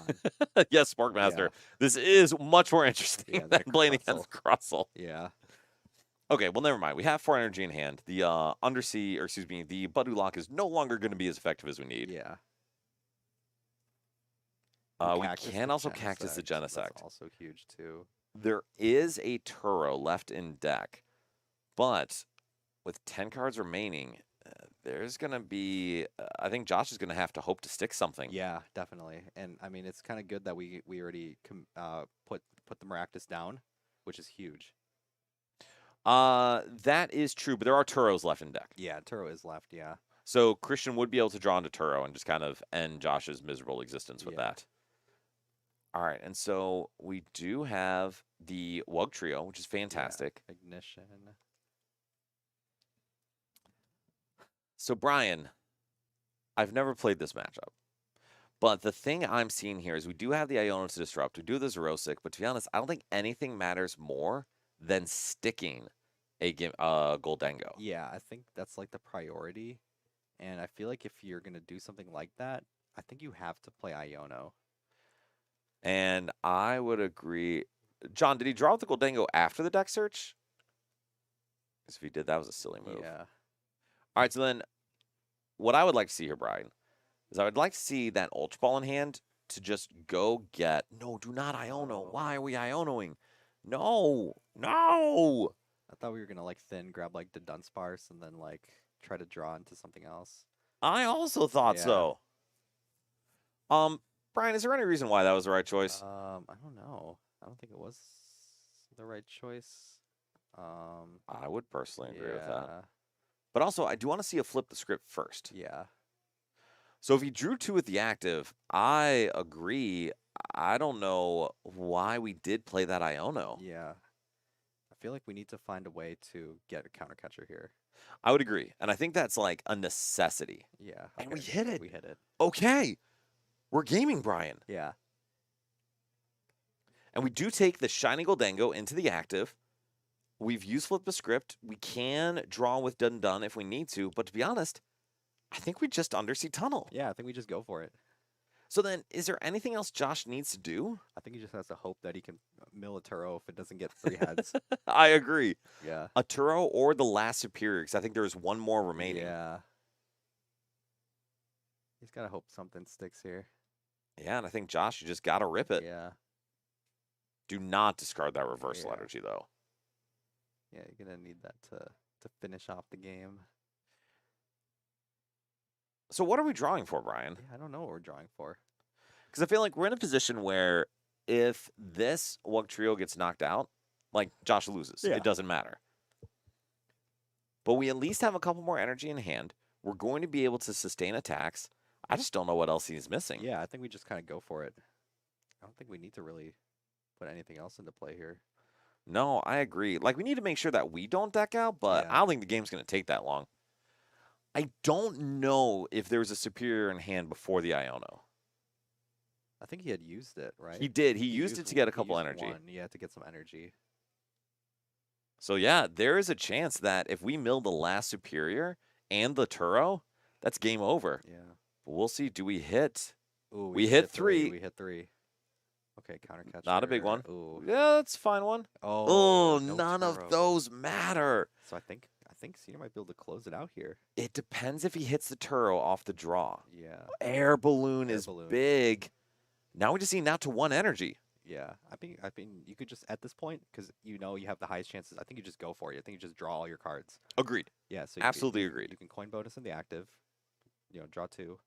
There's Turo. We hit the Turo. Oh, and we Yeah. hit the Superior. And that is going to close it out for Senior because we're going to be able to get 4 energy out, Yeah. attach, and close out the game. Gholdengo squeaks out a Yeah. win against Wugtrio, which is Yeah. not a sentence I thought I would say today. I know, it's kind of crazy. It was definitely it definitely got down to the wire. It Yeah. did. It did. So, I mean, Brian, I will say, I don't think Josh Ionoing a couple of those times was a good decision. Yeah, I would say so too, just because, I mean, even though he wanted, like, his goal was to attack, there's probably other ways that you can kind of draw out of it. And even if you wasn't able to draw out of it at that point, then you can kind of rationalize playing the Iono. But, I mean, it's kind of tough, you know. I mean, he did kind of what he could. That kind of means you kind of have to play from behind from the start. Dude, John, you're yeah. absolutely right. If Josh hits 2 heads instead of 1 Yeah. off of that, he just wins the game right Yeah. there. Definitely. That is insane. I know, it's tough, but, you know, It was a fun time. It's also Wugtrio. Yeah. I hate to say it, it is not a tier S deck, and I know we're all disappointed by that. I know. So I will say though, for Josh's end, dude, if we get Josh to like 2-1 again, I don't mind bringing him back on. That thing's pretty sick. Yeah, it's a fun deck. So is that a deck that actually is worth playing going forward, Brian? I know my answer, but maybe you're more optimistic. It depends on the environment. I feel like if it's like a for fun Can night. you clarify what that means, Yeah, please? if it's like a for fun night or something like that, or if it's just like everyone is bringing fun stuff to locals that night, go ahead, play it. But I feel like if you're going to a challenge, you're going to a cup, and your goal is to win the challenge or the cup, you should probably think of something else. So I would agree with that. Yeah. This does not seem like a high win percentage deck, but Yeah. it is a high fun percentage deck. Yes. And Spork, I agree. It's tough that he wasn't able to pull off Zerosic when Senior had a big hand. Yeah. But guys, this is, I think, why we watch these videos. I agree that Josh's win condition was milling. And so digging for the attack makes sense. However, if you're making a decision to put 12 or 15 cards back in the deck in order to try to mill 6 to 9, to me, that's just not worth it. Yeah. Because it's better to take the hit on the turn, say, I'm not going to mill, this prize isn't going to net me any cards, rather than put your win condition further behind. Yeah, definitely. But it's tough. This is sometimes an interesting deck to play. Yeah, definitely. All right, so Brian, we were talking a bit about Gholdengo, and we had Senior's deck up there. What are your thoughts on his list? Because you mentioned he doesn't play a lot of boss. Yeah, I feel like you got to go up 4 bosses. I feel like Just hard stop 4 boss. Yeah, four boss is super good. It reminds me of like the Kieran Lugia, where it's like that also played 4 boss, and it's like once you if you're able to set up your board at all, because it's Lugia, and you could just draw into boss, and you just win that way. And I mean, that makes sense. Lugia, I think, had a little bit more sustainability on the board because you didn't have to get stuff out of the discard, but it makes sense. If you're going to draw 6-8 cards every turn, like, why not just play a crap ton of Gusts so you can just get what you need? Exactly, and you're going to be playing Pokegear and stuff like that. There's going to be a lot of stuff that kind of helps you get to those Gusts anyways, so might as well play them. So, and this is something with Gholdengo I think that's so interesting. I didn't expect it to be tier S right now. It's like, do you think it's true? It is truly tier S, or is this kind of a mirage? I think it is, just because of what's around it being good. Ooh, okay. What do you mean? Just because, like, I feel like Dragapult's still good, even though a lot of people are kind of underrating Dragapult. I feel like Dragapult's still good. Gholdengo's historically been good into Dragapult. It's been historically good into Gardevoir, and Gardevoir is going to be like tier S deck anyways. And some of the other like really tall decks like the Grimmsnarl, I feel like Gholdengo is able to kind of hang with pretty well. And yeah, a lot of those those really tall decks. So I do think it's really good into stage 2 decks. Yeah. Like that's where we have an advantage. However, John may disagree on the Charizard side of things, and I am interested to see like how that matchup plays out. Yeah. But do we have another game going? Fantastic. Yes. So Charizard, I think, is the exception to that, and it'll be interesting to see that get played. But yeah, I mean, Gholdengo's able to reach, and for Dragapult, you beat Gholdengo by trapping something for a turn. Yeah. And Air Balloon just undoes that. Yeah. Air Balloon being reprinted is really huge for Gholdengo. And a lot of other decks too. It is. Yeah, a lot legitimately. of the other decks that have the two retreat cost and all that stuff. Which now makes me question, do you start playing Gravity Stone? Do you start playing things like Arvanigan and Dragapult to be more aggressive? That's true, yeah. Do you play Centiskorch and Dragapult? Which I laugh, but to be honest, if you're going to play a 1/1 tech card and you can accelerate your own Monkey Dory damage, I mean, I've heard of worse ideas. Yeah, definitely. I mean, it's the same reason that a lot of Gholdengo is looking at playing Scizor. Yeah. Yeah. 100%. Yeah. We apparently got locked out. We okay, Bryce? All right, sweet. All right, so we are going to get close to our next game here. We do have round 3 up, right? Yes. Beautiful. And luckily, Wugtrio took us a little bit all the way through to here. Definitely. So, Brian, what do you want to see? Like deck-wise? Yeah. I don't even know what else we have out here that's doing well. I mean, we got a lot of Gholdengo, to be honest. Gholdengo would be cool to watch again. I'd like to see some Dragapult, too. If someone brought Charizard, that would be pretty cool. I'd be pretty hyped. I'd be hyped for that. And so I want to see my girl, who's apparently going to be my girl since I like Dragapult, Hilda. Hilda. Okay. Because there are not a lot of cards in Black Bolt and White Flare that are truly game-changing. Yeah. It's all supporting cards. Yeah, the Hilda's a cool one. That one I kind of just learned about because I haven't really been keeping up with with like the sets and all that stuff too. Yeah. And the Hild is cool because it gets you the evolution, plus it's an easy way to search out the Neo Uppies too. Exactly. So it can get you Cloak, Neo Up. It can get you Dragapult, and that Luminous Energy for Monkey, whatever. Definitely. So being able to search out the special energy is really huge. It is. And so now we are going to get into this next game, and we have Gholdengo versus Grimmsnarl. And on the Gholdengo side, we have Genesect, which is cool. And I don't know what else we have here. Yeah. So starting the Genesect has the ability, lets you once per turn go into your deck and get 2 Evolution Metal Pokemon. And I mean, that's sick turn 2. Yeah, it's cool too in turn 1 because you get a free deck search. That is true. Yeah, which is cool.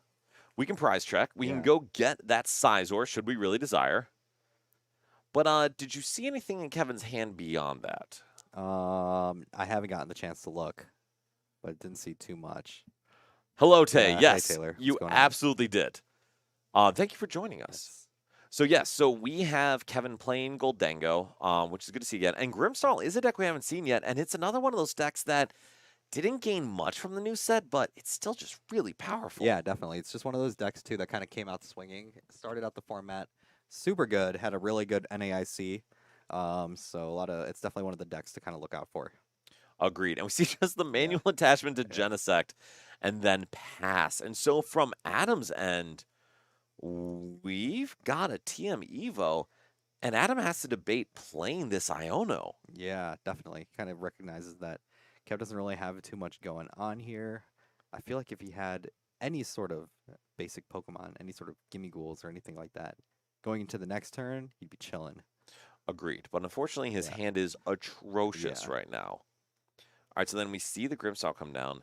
Do we? We see the Iono. We see it. Kev's definitely really glad to see that. And he's showing Adam how bad it was.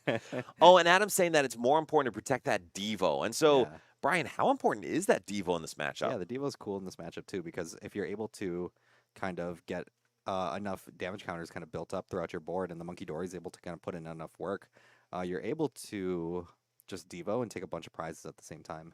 Well, and so we see 0 basic Pokemon search outside of a stadium for Adam, so we are just going to see the TM Evo into Morgrem. Yeah. Assuming there is a Morgrem. I don't think there's a Morgrem unless Adam drew into it. I didn't see it, but there's certainly not one in the deck. And Cav's able to play the game now. I think the term is bailed out. Yeah. Kevin is bailed out here. Yep.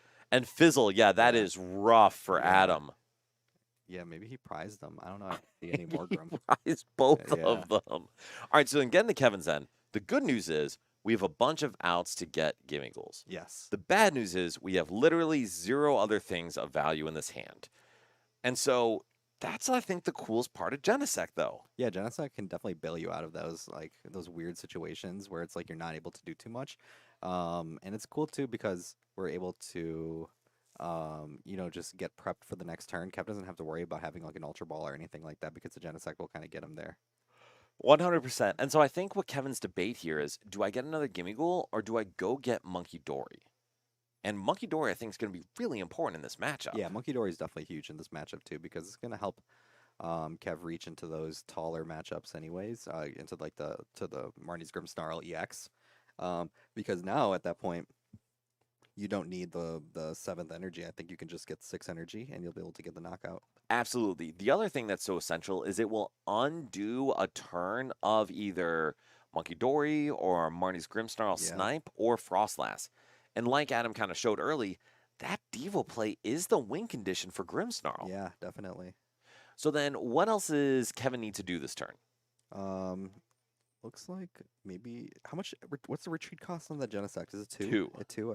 I felt like it was 2. Maybe we could just attach and retreat, or just attach and get ready for the retreat into the next turn, and then probably just pass it over here. To be honest, yeah, we just attach and attack with Genesect next turn if we want. That's true. That's also another opportunity that we can kind of take advantage of. So then, Brian, for Adam's side, what's his game plan this turn? I think the main thing is he needs to start getting some evolutions going. Looks like he doesn't have anything he can really do. Usually Rare Candy, Grimmsnarl would be huge here, but looks like we just have the Morgrem here, and maybe we just play Iono again. And so we do have the Artisan, we do have the TM Evo, and it may be we do just Iono and then hope to hit. Yeah. And even maybe hope to hit the Grimmsnarl if things go super well, but I mean, skipping hitting into this Genesect is fine. Yeah, definitely. It's not like a big priority because it's not like Kev's going to be like taking this huge lead anyways going into this next turn just because there's only one prizes on the board. Right. Yeah. All right, so then the other question I had is we see Adam put a manual attachment down on that Impidimp. What are your Yeah. thoughts on that? I think that's fine just because we're going to have to set up something eventually. Oh, this is kind of huge here. I think we have Rare Candy. I think this Ultra Ball also. I think it could. We do have Candy in hand. Yeah. We do have Marnie's Grimmsnarl in deck. We could, but I think Adam is saying, hey, I'm just going to go for the TM Evo here. Yeah, I think the Evo's probably the right play here. And I think that's fine. Adam knows Kevin is not going to disrupt his hand, so we will have that play for the next turn. Yeah, and here it is. It's already going to get started. The damage counters from the Frostlass are going to be coming onto the board as well. So now Adam's going to be able to start getting those counters going. And it's a big deal because that is his win condition, is stacking up damage. And having 2 Frostlass down is huge. Yeah, definitely is. Because, I mean, that shortens the game for him. Absolutely does. Yeah, that's definitely the biggest part about it. So then for Kevin, what's the goal? Yeah, I mean, he's got 2 Dengos in hand. He can start evolving those Gimme Ghouls on the bench, get some more resources in the hand, and then he can kind of determine what he wants to do from there. If he wants to attack with the Genesect, or if he wants to, retreat into Gholdengo, one of those other things. So there's a lot of things he can kind of do here. What do you think is the best choice for him? I think we just attack with Genesect here. I would agree. Yeah, I think that's probably best. Yeah, just start pressuring. Especially if we have another energy. Yeah. But especially knowing that we have Turo in hand, we can attack with Genesect. Yeah, Say Adam's not going to take the knockout with Grimmsnarl, even if he does, whatever. Yeah. And then just go from there. All right, so we are going to shuffle up. Teacup, they're just beautiful, beautiful Yeah, people. they're both wonderful. And human I can't beings. even argue it. Yeah. Can I say the jersey on Kevin is just glorious, Yes. too? Very, very good. He refuses to close it. He just wants it to be this flowing Yeah. thing, too. But all right, so we see the gimmies, or excuse me, the Gholdengos come down. We see one Gholdengo. Yep, we're going to get 1 coin bonus here. Let's see what we grab. We got a Buddy Poffin, not much going on there. No. We have Levincia, which doesn't really help. And yeah, we got to go into the second Gholdengo. I think he's just looking for energy here. I think that's Yeah, it. I think we need an that's really out to it. metal energy. Yeah. I think Kevin's other debate was, oh, man, the Iono. Honestly, that seems really good Yeah, here. Iono doesn't seem too bad here either. Because I don't think Kevin's going to try to disrupt Adam late. Like, later in the game, he's going to just be trying to go aggressive. So yeah, he's going to be just wanting to take the big knockout. Yeah, and I think the Iono's huge here too because it gets that rare candy out of the hand. it does. Yeah.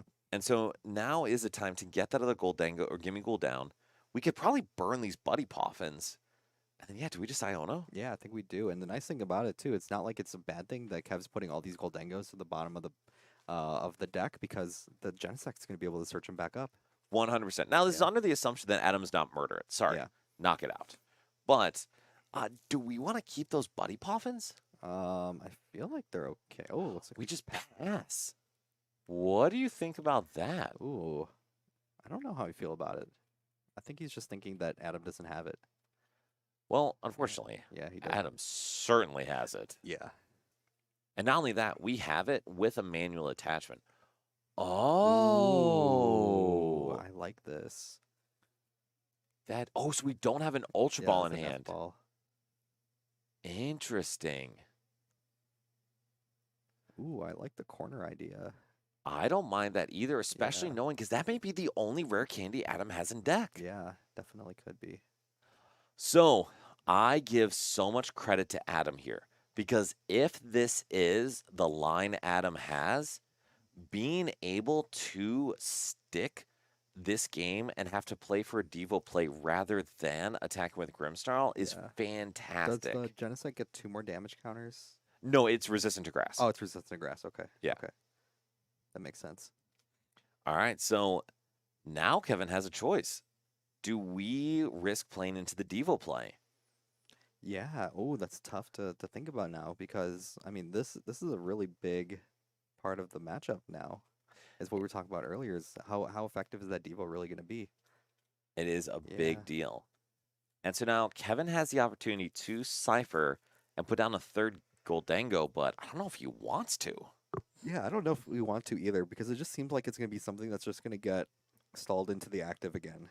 Agreed. Yeah. And so now the one thing that Adam does not have on his board is Monkey Dory. Yeah. And Adam plays Monkey Dories, He right? does. Usually this deck plays like 4 Monkey Dories or something like Right. that. Yeah. And I agree. I think it's a really good find of a win condition for Adam. Yeah, I like the Maractus a lot. I feel like a lot of decks are starting to pick up use for it, and I think it's really cool. Well, and I'll tell you honestly, I just dropped it from Dragapult. Really? Because I think for most of Dragapult's matchups, at this point, the Maractus doesn't actually work that well. Mm-hmm. Like, it doesn't actually do too much. So being able to get it doesn't really help advance your win condition. Yeah. And I probably want to play more stuff like Energy, like Hilda, like Search Out, Ball Yeah. Search Outs, all of that. Yeah. All right, so Kevin debating his selection. Like, what would you get here? Yeah, I don't even know. I guess maybe just like, yeah, Energy Cipher doesn't seem bad. Because, like, you search out the energy and you're going to be able to attack. Yeah. And we will be able to draw one card. Yeah. And so I think Energy Turo makes sense because there is a Turo in hand. But if Adam either Ionos or Kevin, like, just keeps his hand, he'll be able to clear this Genesect from the board. Yeah. And I mean, that's a huge deal. Definitely. And because, like, I mean, we're going to be taking extra damage anyways from this Maractus ability. I think it's like an extra 6 damage counters or something like that from the Yes. ability. So we see the coin bonus here. Let's make sure we put the Yeah. right card on Yeah, top. that should be the energy. Yeah, Yes. that's correct. Okay, cool. And it looks like, oh, wait, are we not attacking here? Well, I think he was trying to retreat, and that Yeah, clearly is yeah, not an that's option. that's not So, an option. Yeah. all right, we see the knockout, Yeah. 6 damage counters onto the Genesect, and Yeah. then 2 additional from the Frostlass, and then each Gimme or Gholdengo on the bench goes to Yeah. 8 damage. And There's the new one. The new one goes only to 2. correct. Yes. But yeah, now this is a little sketchy. Yeah, definitely. Because now, like, the Devo does seem like really, really, really nice here. It does. So the downside for Devo for Adam now is it does clear 2 Gimme Ghouls from the bench, but it only gets him 2 prizes. Yeah. And I think Adam wants to have a full sweep here. Yeah, which I don't hate. Actually like that play a lot. But it looks like we might be just going for another corner play here. Which, not knowing that Kevin's about to have 2 Turos in hand, Yeah. I think is an excellent decision. Because I believe Genesect says it can't attack during the next turn. Yeah, probably. And we Ooh, see the Iono. Iono. All right. Iono, which is good. I I- mean, Kev's still gonna end up with that Turo anyways. But I think it's a great time Yeah. to disrupt. Oh, and we Ooh. have the balloon as well. Okay, okay. Did Kevin take 5 or 6? I'm trying to double check.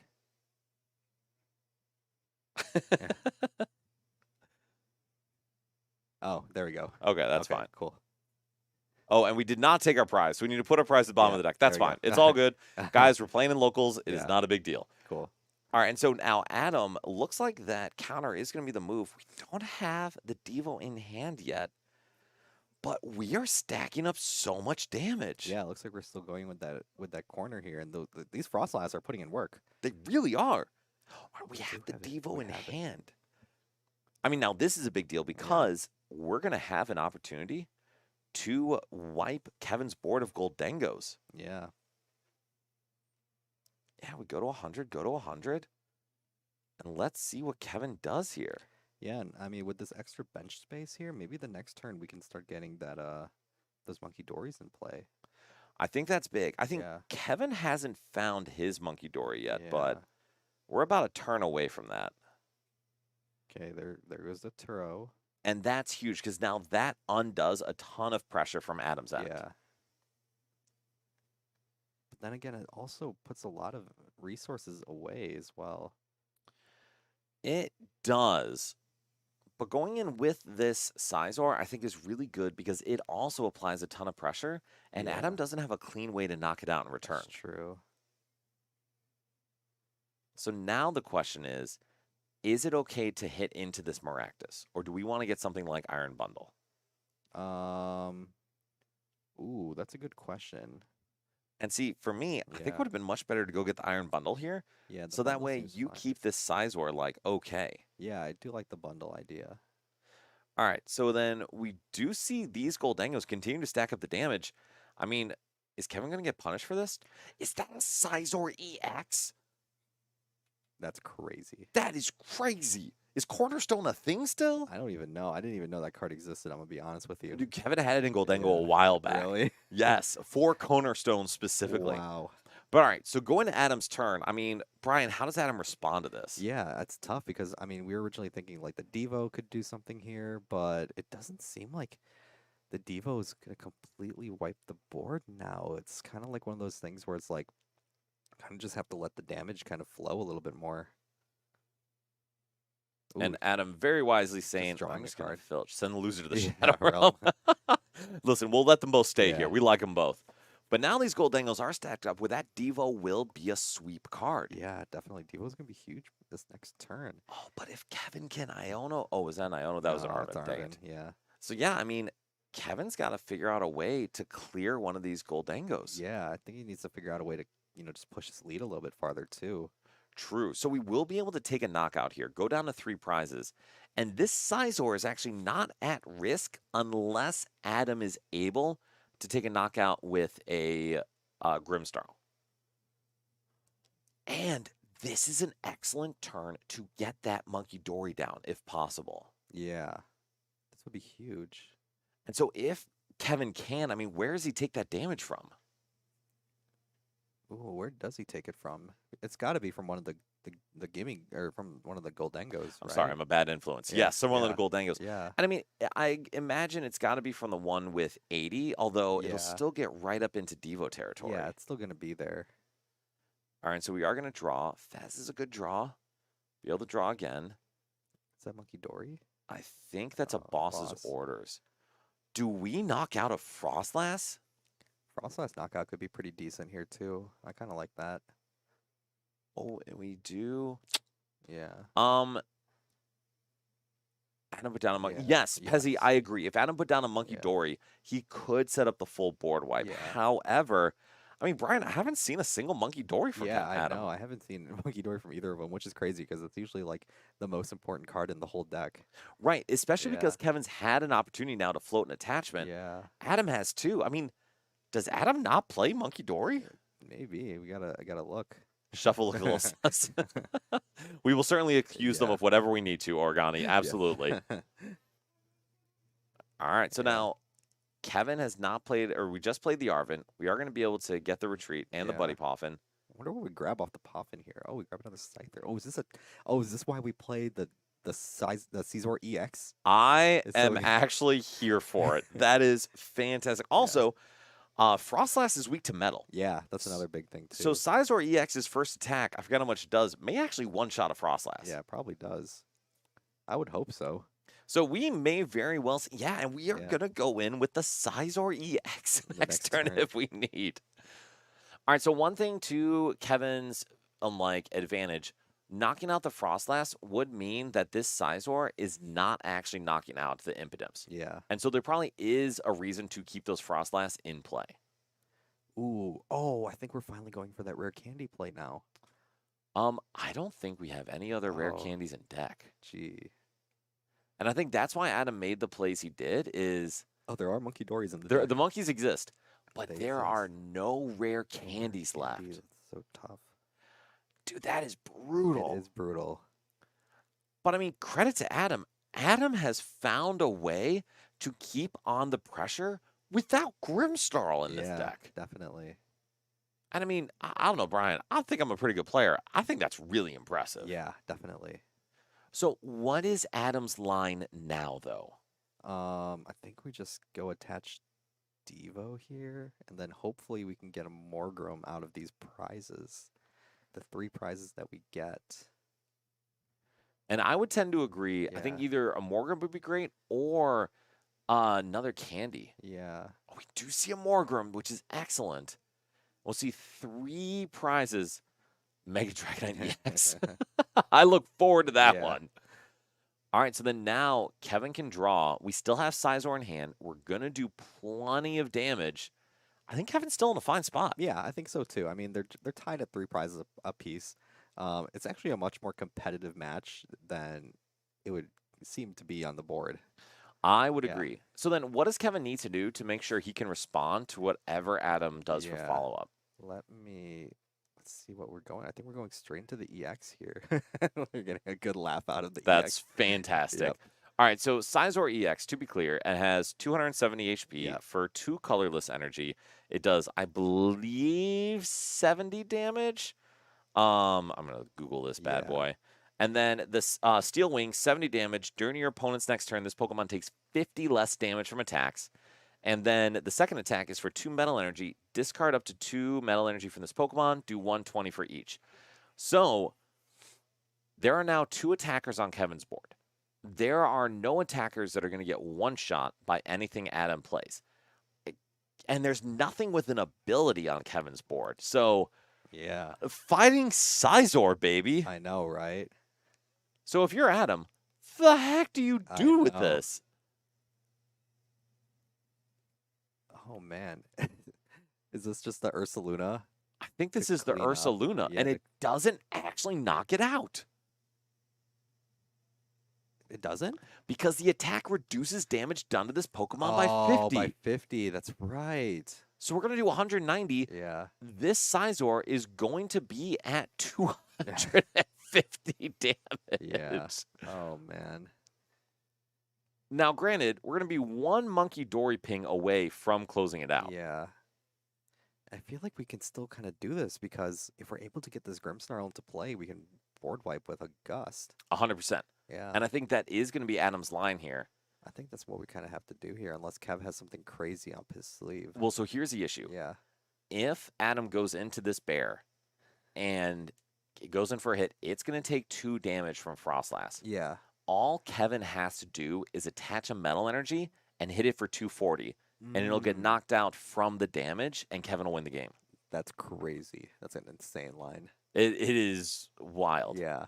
And we can't attach to Monkey Dory because we already attached to Bear. Yeah. Oh, that's so crazy. So now it's on Adam to say, do I think Kevin has a metal energy? Yeah, does Kev recognize the line here? And I mean, he has 1,000,000 cards in hand right now. He does. Granted, 3 of those are Gholdengo. Yeah. So we know that, but there's still a ton in there. Yeah, there definitely is. And Adam's really thinking about this turn here. I know the Yeah. Frostlass damage, even though it's allowed him to apply so much pressure, like is catastrophic here. Yeah. So we go in, we see the bear. Do we see the attack? I mean, Brian, what's Adam thinking? Yeah, I think he's thinking about doing it.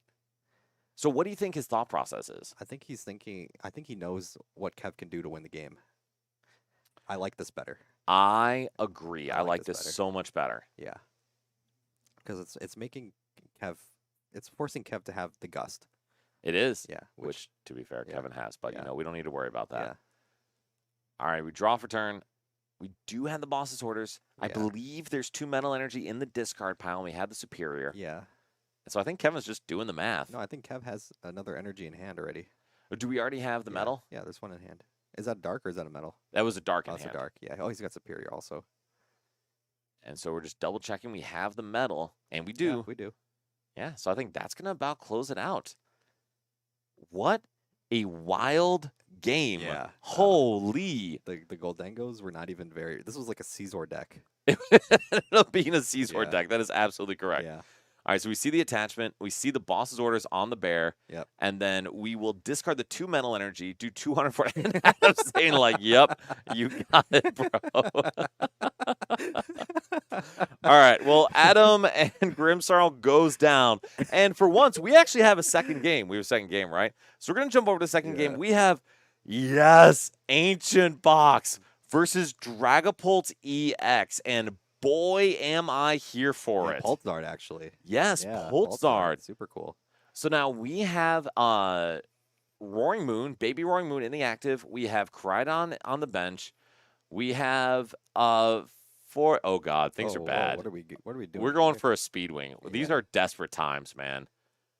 And we're Speedwing for what?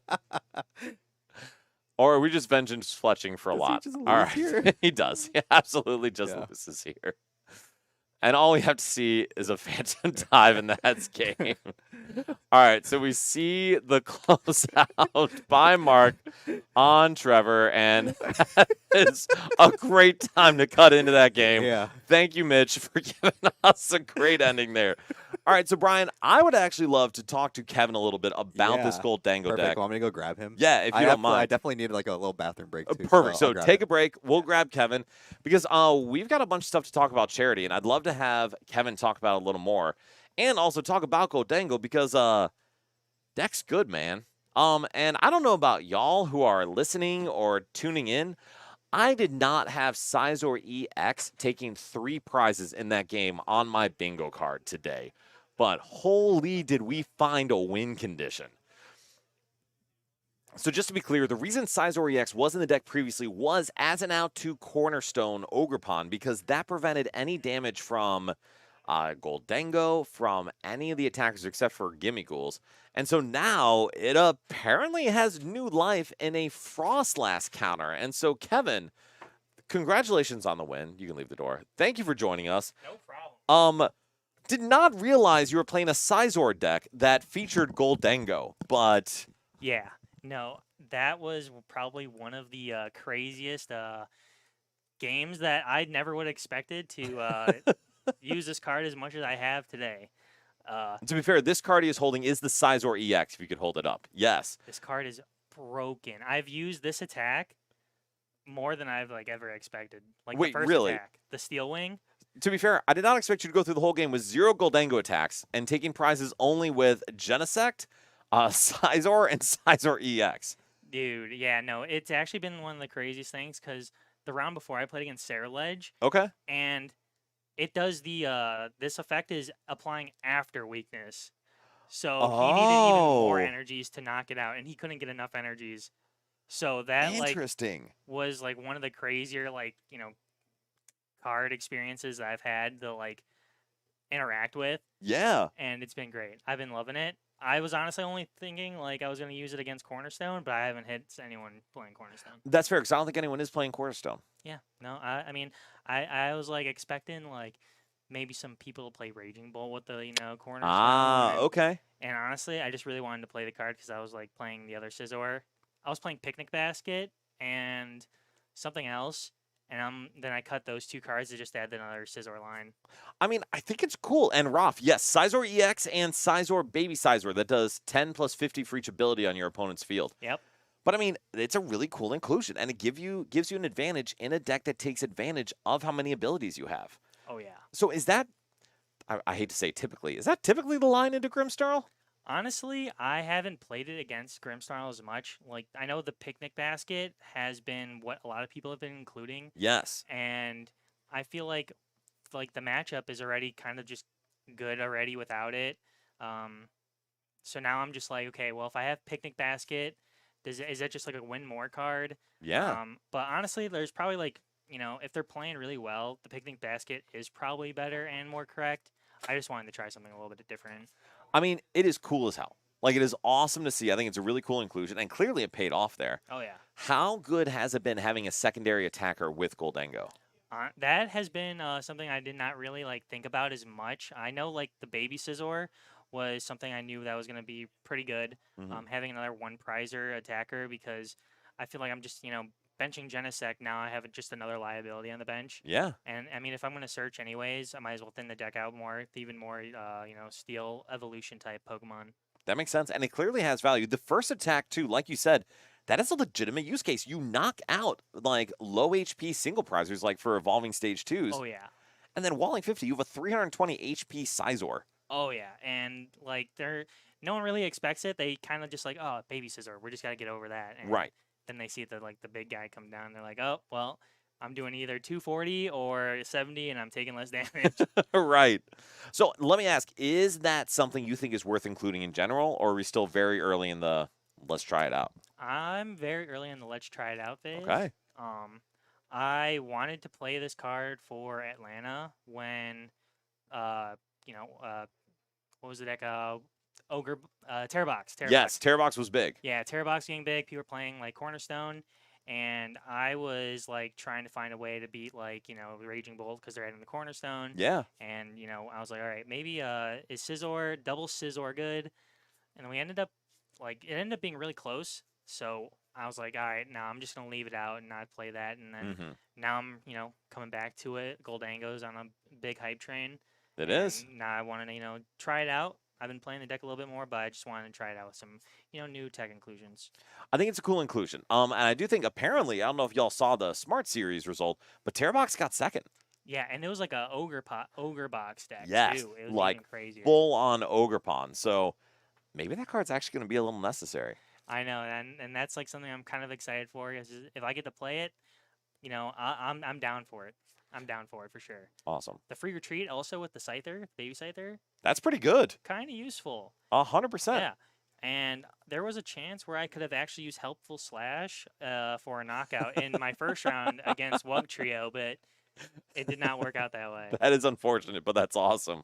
All right, so Kevin, I have 2 more questions for you. Yeah. Number 1, have you decided what deck you and Andrew are playing for the Invitational? Right now I am heavily debating on something that has to do with, Gholdengo. I believe he is still like undecided. We're gonna find that out very shortly. But something that has to do with Gholdengo, either we're playing, Scizor or without, that's something I'm really looking about playing. Sounds good. So I did let the listeners know, John. Hi, John. Yes, Pulsard is still on topic. I did let the listeners know that because Andrew and you had not fully decided what deck you were playing, that I got to choose what deck you play. Oh, so yeah. I forgot we were just talking about we that were just talking too. about this. So we saw Wugtrio earlier, and let me tell you, Andrew Hedrick, if you're listening to this, if we don't get that figured out today, guess who's going to be playing Wugtrio? And we're all going to be very excited about it. It could be him too, don't worry. But my second question for you is, do you have a picture to put on the match thing? Now we do. So do you want to pose for the picture? If Raf, you could take That's perfect. Excellent. Just someone please screenshot that, give it to us. We're going to use that for the artwork. Beautiful. But dude, Kevin, congrats on winning with Gholdengo. The Scizors are so cool. I'm going to have to actually talk to you about that if that's a good inclusion. Yeah, we'll talk about it more for sure. Awesome. Well, dude, thank you very much. We'll get you into your next round. Here, I'll hand this over to Brian. Beautiful. That was awesome. Dude, that Scizor is so cool. So cool. And funnily enough, one of the other decks I was telling Kevin that they may play is Ancient Box, which we saw get cooked at the tail end there by Pulsard. But all right, I'm back. Here we are. Brian, good to have you I back. got some caffeine. Excellent. We're thriving again. Yeah. Beautiful. So Bryce, what do we got for our next round? I think Tim's back on one of them. Ooh, that's cool. John. That's You were actually- correct. That's actually a cool one because historically, Dragapult gets like destroyed by Ceruledge. It does. I remember I was testing this into EUIC, and some people were playing Ceruledge, and I was just getting absolutely cooked by it. And Roth, you're the man. Thank Yeah. you for doing that. so that's an interesting one to see if the Charizard kind of has anything to kind of do against it. Yeah. So I kind of like that matchup. And then I think I saw Martin, and I forgot who else was going on the other. Say it table. again. Oh, Eli. Okay, Martin. Perfect. So then, good. Let's see some Ceruledge and Yeah. Dragazard because, man, that is cool. Yeah, those are some cool ones. So definitely looking forward to that. And I will say, we actually don't have Pulsard or Ceruledge on the list for Saturday, so Yeah, maybe that's something to include. I know if someone really wanted to play Ceruledge, I know Evan would lend him the deck.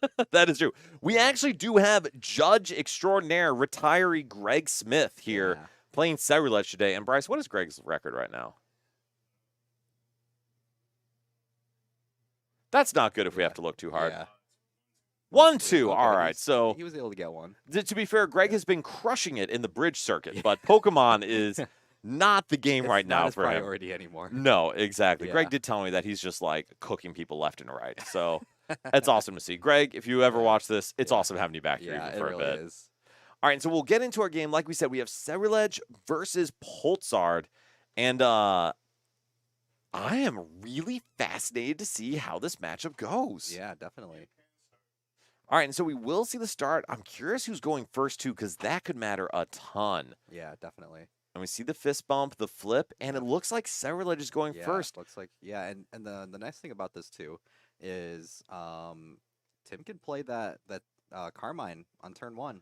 He can, and that's a So, huge deal. yeah, so definitely huge. He's going to be able to start getting some setup stuff going here. He'll be able to get a Charcadet down, and then play that Carmine, and then we can kind of see where we go from there. So the question I would have is, does it make sense to get a Squawk instead of Charcadet here? Yeah, I guess it could. Yeah, I never really liked. I always kind of don't like Squawk just because of how much of a liability it is. I feel like it's even more of a liability now, but yeah, it can't hurt to play the Squawk too. I would tend to agree. I think it is liability, but the advantage Tim has is he's got time He because does have time, yeah. this Pulsar deck does play rare candies, but even then, it's not really known for applying a ton of pressure. And John, you can tell us, people often apply too much pressure with it and gets them in trouble. Definitely. All right, and so we do have the Carmine, which we will play. We did get rid of a couple supporters there, which is not great. But then we saw the Squawk for backup. And so then, Brian, we want to hit a Charcadet. Beautiful. We want to hit two Charcadets. Yeah. Oh, we hit an Ultra Ball. For a vroom. Yeah. Ooh, thanks, Rob. All right, so yes. All right, here we go. Yes, Iwa, I love rooting on Mark. I think Mark has a good charity shirt on as well, which is great. So we see the vroom. We see two Charcadet. I mean, Brian, this is a perfect turn one for Tim. Yeah, Tim. I was telling Tim out there when I ran into him, I was like, dude, you sequenced out your first game really well. Yes. And he's keeping it up. He's playing really clean right now. He is, and please let him know I have not yelled at him once yet. I told him that he was being nice, that Dan was being nice to him, and he got a good laugh out of it. Good. So. I am very glad. Yes. All right, but we do see the Squawk for 6, clean hand. We have 3 energy in the discard, and I mean that's a pretty good hand. That's pretty solid, yeah. So it looks like we're gonna get an attachment for turn here, and we'll be able to get set up for the next turn with that Ultra Ball to grab Ceruledge. Agreed. And so do you want to see a nest ball or anything, Brian, off of this? I don't think so. No. I don't think there's anything that we need to really see right now. I think the setup here is just as good as it gets. I would agree. And so we see now on Pulsar turn, we do see the Buddy Poffin. And Brian, what does Mark want his perfect turn to look like? I definitely think you need a lot of Dreepies down. And if you're able to find a way into getting into Badoo, I feel like Badoo is also really helpful in this situation as well. I would agree, and I think we want at least 2 Charmander down, but if we don't have a second Charmander, I think we have to retreat into Badoo here. Yeah, I feel like Badoo is really huge here. Just because Tim is going to want to Ultra Ball, get Ceruledge, he's going to want to play Carmine again, probably draw into another energy and do all this other stuff. So, yeah, he's really hoping to just have that crazy turn 1. I would agree, and I think the Iono here is fine. Yeah, the Iono's fine too. I feel like it's okay. Even though it gives Tim 6 fresh cards, Mark also really needs it in order to set up. Oh. Oh. Okay. Yep. Okay. They're okay. Just making sure we're shuffling off Buddy Poffin. Yeah. And I agree. I think 5 cards versus 6 cards, especially turn 1. Not that you want to help your opponent's card advantage, but it's not catastrophic. It's not catastrophic, and if it allows you to get that crazy turn 1 setup, then it's okay. The other issue, too, is Mark had a Charizard, a Hawlucha, and a Research in hand. Yeah, so nothing crazy, so... Oh, and a Jock. Yeah. And so I agree. I think playing the Iono there, that Hawlucha and that Charizard, those are important resources. Yeah. And so you do want to be able to keep those. And really, all Mark needs here is a Badoo. Yeah, definitely. I mean, we got the energy already. I mean, another Dreepy would be kind of nice, but... if we're able to kind of get that Badoo, and oh man, this is kind of pretty decent hand here coming from Tim. From Tim, yes, pretty decent. Not from Mark, unfortunately. Unfortunately, yeah. Seems like we just played down. I don't even know if we need to play down the Monkey Dory, maybe. So I think we actually need to retreat into the Monkey. Oh, it looks like we just pass here. Oh, what do you think of that move? Yeah, I don't know, but I mean, Tim's got everything he really needs right now. I like this play a lot. Yes. Because we're gonna be thinning a lot of cards out before we play another card, play the supporter to draw more cards. So this is good. I like this a lot. I agree. I think this is an awesome time to start to get all those cards in the discard, thin out your deck. You don't mind hitting the Ultra Ball that was in your hand at the bottom of the deck, or the Carmine. So it's fine to mix it up. Yeah. And I mean, otherwise, Tim's going to draw a ton of cards here. Yeah, definitely. I do like this a lot. So guess he's looking for what else he could possibly discard here, and I feel like just straight up 5 fire energies, not the worst thing in the world. He's kind of contemplating if he wants to. Oh, I actually kind of like this too. Being able to put the Ceruledge into the discard pile is huge too, because he has the Night Stretcher in hand. He could just grab it right away. And I actually think with Night Stretcher in hand, this is a great decision if Tim wants to attack with Ceruledge. Yeah. Looks like we declined to, which Yeah, is fine Which too. is fine, because he still has the Ultra Ball in hand anyways. And also, we have time. Yeah, we do have time. Tim is not in a rush Yeah. because Mark has applied 0 pressure. And if Tim knocks out this Charmander, Mark is not attacking with the Dragapult next turn. Exactly. Yeah, and I mean, we already have. Ooh, yeah, the Turo can grab it for us. So you know how I had no concerns about Tim sequencing? Why? Do you have one concern with him playing? I Turo? now have concerns about Tim sequencing. So if you're going to play a supporter for turn, you Oh. already have the Buddy Poffin and stuff in hand. Yeah. Why not thin down your hand to 1 energy, leave just the Yeah. Turo in hand, That makes sense. and then use the Reverum? Yeah, and now we have no energy we can grab here. Oh, Tim.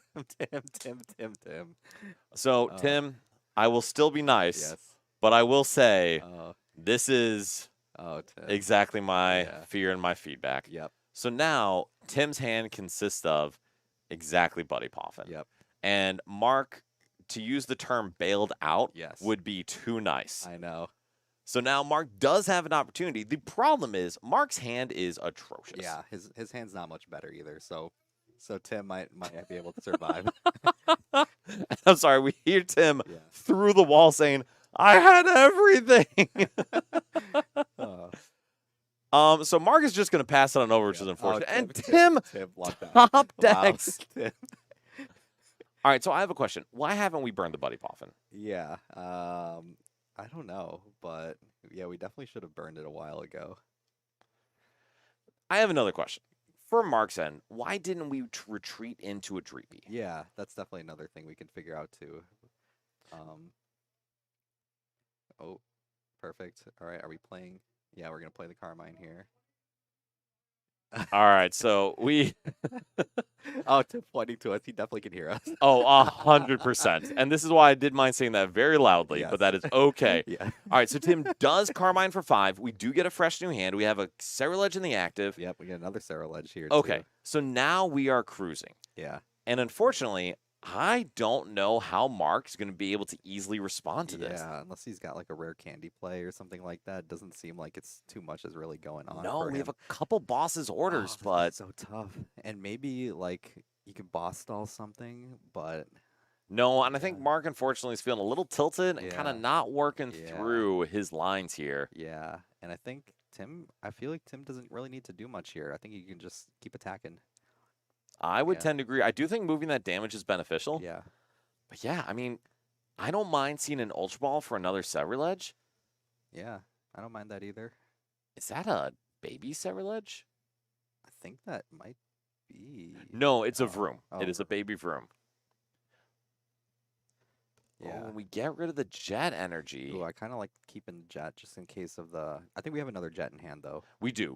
Yeah. So we still have an out. I would like to think Tim would want to use one of these to draw if we're not going to play the Carmine. Yeah. But to be honest, at this point, we're kind of just picking on details because Tim is so far ahead. Yeah. He definitely is. All right, and so we do see resolve that Ultra Ball. We got a whole lot of energy. Yep. We got a Ceruledge that needs to either go to the hand or go into play. This is There also we go. true. There we go. There we go. We do put it into play. Yeah. And then do we Carmine? I think we just attack here.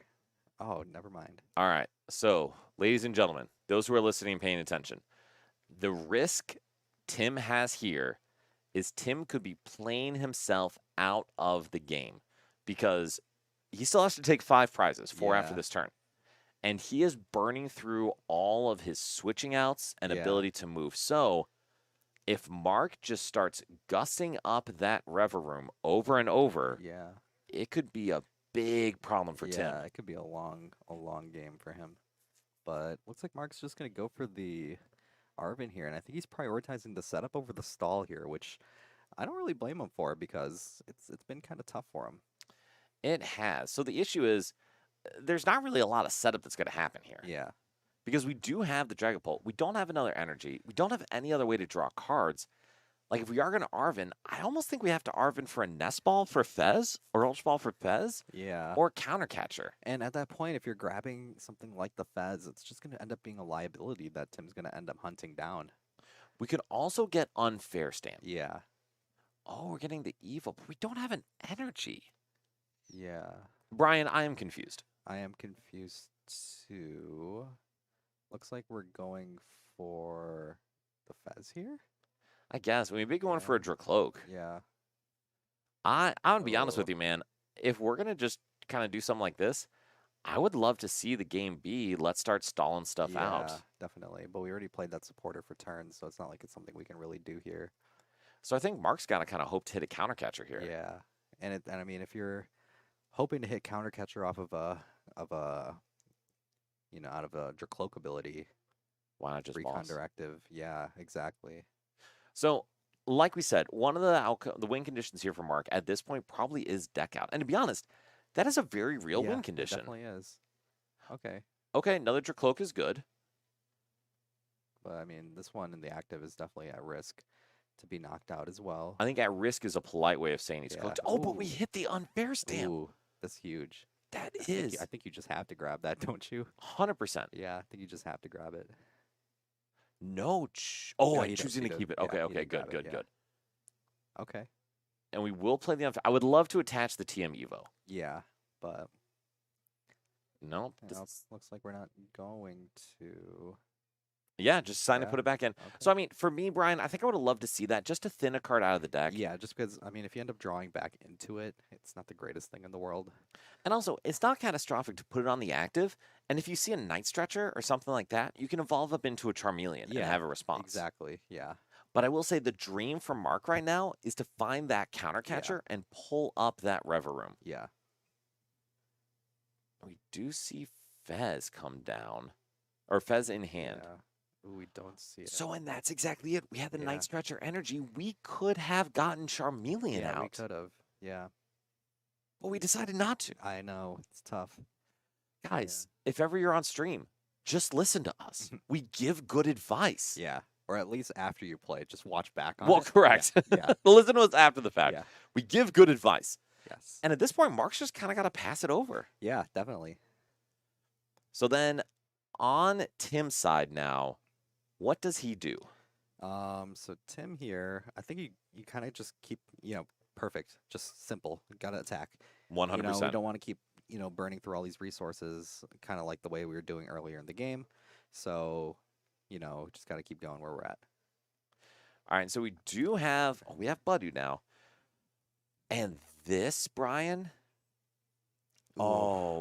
this to me is the turn where we could go counter catcher or boss and Badu lock. Yeah, definitely. And we trap that Reverum over and over and over again. Yeah, definitely. Or Or we could just play research and it's not do it. also an option, a very reasonable one.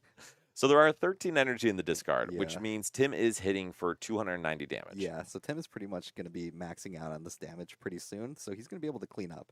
Well, and also with the Monkey Dory on the bench, the Luminous energy, if Mark hits into this Ceruledge, Tim's got the knockout on Yeah, Dragapult. exactly. Yeah, And we did not hit counter catcher or anything.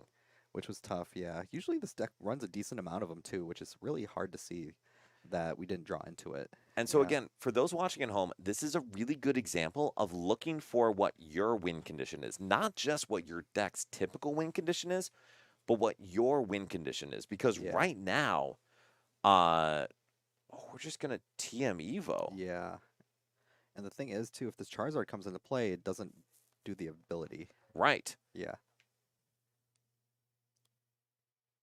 Yeah, because it has to be from hand. It does. Yeah, Fizzle, Yeah. things are Yeah. not great over here in Nerd Rage Town. Yeah. All right, and Mark's just saying just go with it. Yeah. So for Tim's end, we're not one-shotting the Dragapult yet. But we're real close with that fire Yeah, energy in very hand. close. Yeah. All right, and so now this is yet another time. Tim is going to burn his deck down more. And we have the counter catcher, which we don't care about. Yep. How many cards does Tim have in deck? We're We're at about not 10. too much. Yeah. Well, so this is the tricky thing. We're down to 10 cards in deck. We have one jet energy. Yeah. One. One jet energy. And so now Tim has an opportunity to draw, but that is his only out to switch, especially if he is item locked going Yeah. forward. I feel like at that point you kind of just two-shot the Dragapult, right? You just take it slow. I would agree. Yeah. And that's a lot of Night Stretcher. Yeah. I think you just smack into it and you just move on. Well, so now here's a question for Tim. Yeah. Does he try to burn for the one-hit KO? Ooh, I don't know, man. So I don't know if I like that idea, especially with how thin his deck is getting. this is a question of should he? Yeah. No. No. Will he? He might. Well, No, if I he does wouldn't. this, he decks out, so Yeah, probably He's not. definitely thinking about it. He is. Yeah, I think he just gotta just smack. I agree. Yeah. I think you just got to hit. Yeah. Oh, but here's the thing, and I just want to say, Mark, listen. If Mark is able to counter catcher up that Rever Room and stall it, Mark's going to win this game. Yeah. Because with Budulok, there is a single energy left, and Tim does not have any way Yeah. to get it back out of the active. That's true. Man. All right, Brian, is this how people feel when they watch me play? Like, Dan, just comfy for this. Just flower select for this. I don't know. I think people hold you to a higher standard than that. They probably do, actually. Yeah, like, they Dan, what are you doing? Yeah. All right, so we are still right on track of get the Budu, stall. Yeah. So we already attached here, so it's not like we can really do too much else here. It might just be like a dragon headbutt kind of thing. Which is catastrophic Yeah. because we just took 290 damage. Yeah. And we would instantly be losing the game, essentially. Yeah. Not too much else here. Mark's definitely thinking about it here. Ooh, the Iono.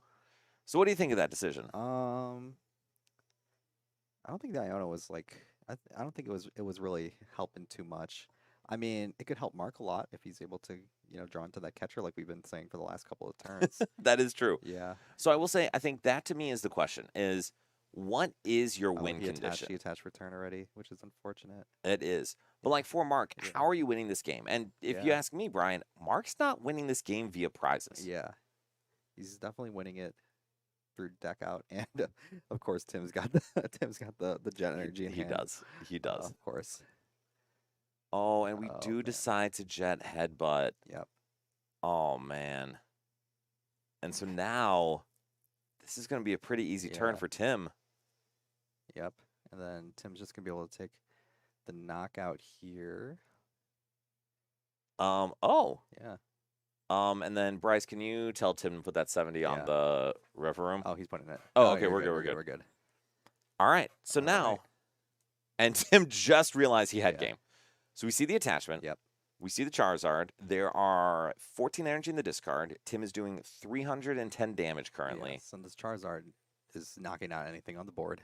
Oh, far and away. Yeah. But the issue is, if Tim can just attach and hit, Tim wins. Yes. So, I'm wondering what we're gonna do here. Well, we see the Okay, boss. We see yeah. the Luminous. I mean, again, this is the perfect turn. If Mark can trap that Rever Room, Mark just wins. Yeah. But Um, this definitely depends on what kind of supporter we're playing here. that's true. So we should have Yeah. another counter catcher in deck. We go for the Nest Ball. Yeah. But what's the Nest Ball even gonna grab for us? Nothing, because there are Yeah. no basic Pokemon in deck Basics. except Halucha. Halucha, but we don't want to grab that anyways. And so again, for those watching, this is exactly where I kind Yeah. of focus on the point, is you always want to play to your win condition. Yeah. And right now, taking prizes is not a win condition for Mark. Yeah. Because Mark is, as they say, cooked. Yeah. But even if taking prizes isn't a win condition could be stall out, deck Yeah. out. A win condition could be running Tim out of resources. Yep. But I say that there is also a chance that Tim whiffs here. Yeah, that's true. Definitely true. Because I don't think there's any more energy that we can use to draw here. I think Fez is pretty much the only thing that we could use here. No, Oh, there is a wait, Luminous in hand. So he just needs to attach to it. Tim does Yeah. just need to attach to it Okay, because cool. we are at, I believe that is 16 energy in Yeah. the discard, and we do Yeah. 30 plus, so we are Yeah. doing 350 damage, and we can move move damage energy, counters just to yeah. be sure. Yeah. And there you go. Yep. And we are going to count it out just for the flex. But let me be clear, people. It is more than enough. Yeah. And that is going to be knockout on Charizard. Yeah. Tim goes to 4-0 on the day. Big I 4-0 have for Tim. strong feedback for him on game Yes. 2, but game 1 was clean, Yeah, baby. Game 1 was clean. We'll give you that much, Tim. But yeah, definitely got to watch the VOD version. Yes, absolutely. And Bryce, do we have a second game? Fantastic. So Awesome. like we said, we have Miraidon, New Age Miraidon versus Raging Bolt EX. And as we all expected, Raging Bolt is losing. Did we expect that? I don't know. I feel like historically Raging Bolt has been good into Miraidon just because Miraidon has a harder time reaching some of those numbers. But this current version of Raging Bolt, I feel like, is easier for Miraidon to kind of hang with just because Iron Hands can kind of take advantage of some of those other Pokemon. So it can. And Yes. Miraidon has a brand new shiny toy. Or actually 2 new Yeah, shiny there's a toys that are couple, really 'cause good. That Zeraora was cooking me the entire time I was playing playing against Martin earlier. Dude, Martin always has the bling fizzle. Yeah. It is awesome to see. Yeah. But no, you're right. That Zeraora, what does that Zeraora do? I think it's like 3 energy and it does like 220 to an EX or something like that, or 210 or something like that. Yep, it does 210 to one of your opponent's benched EX Pokemon, which Yeah. hypothetically is exactly the amount of HP Fez has. Exactly. Like it knocked out my Fez a couple times. It knocked out Mew EX. Plenty of stuff like that. It is Yeah. pretty good. Mo, the Mo. fits are my older Nerd Rage jersey and Brian's fancy I'm new wearing jersey. the new Nerd Rage Gaming jersey. Yes, but don't worry, Brian's shorts are still so short. Yes. It is great to have here. Exactly. Got to wear the tiny shorts. Yes. I don't see those on camera. All right, so Martin has clearly taken a couple knockouts here Yep. in a great position, and the tool alongside Zeraora is also Zekrom. Yeah, Zekrom's cool too because that kind of acts like what Raichu V used to be like, was like your comeback kind of a big attacker, like your big blow up kind of attacker. But this one does, I think, damage based off of the amount of prizes taken. Exactly. Yeah. So it does for 2 lightning and a colorless. Zekrom, well, it also has 2 colors for 50 Yeah. slash, sure. But for 2 lightning and a colorless, it does 130 damage base. And then on top of that, every time your opponent takes a prize, this attack does 50 more damage. Oh, nice. Oh, Enjoy Hoser, Yeah, Mo. enjoy. So Zekrom, if your opponent takes 1 prize, does 180.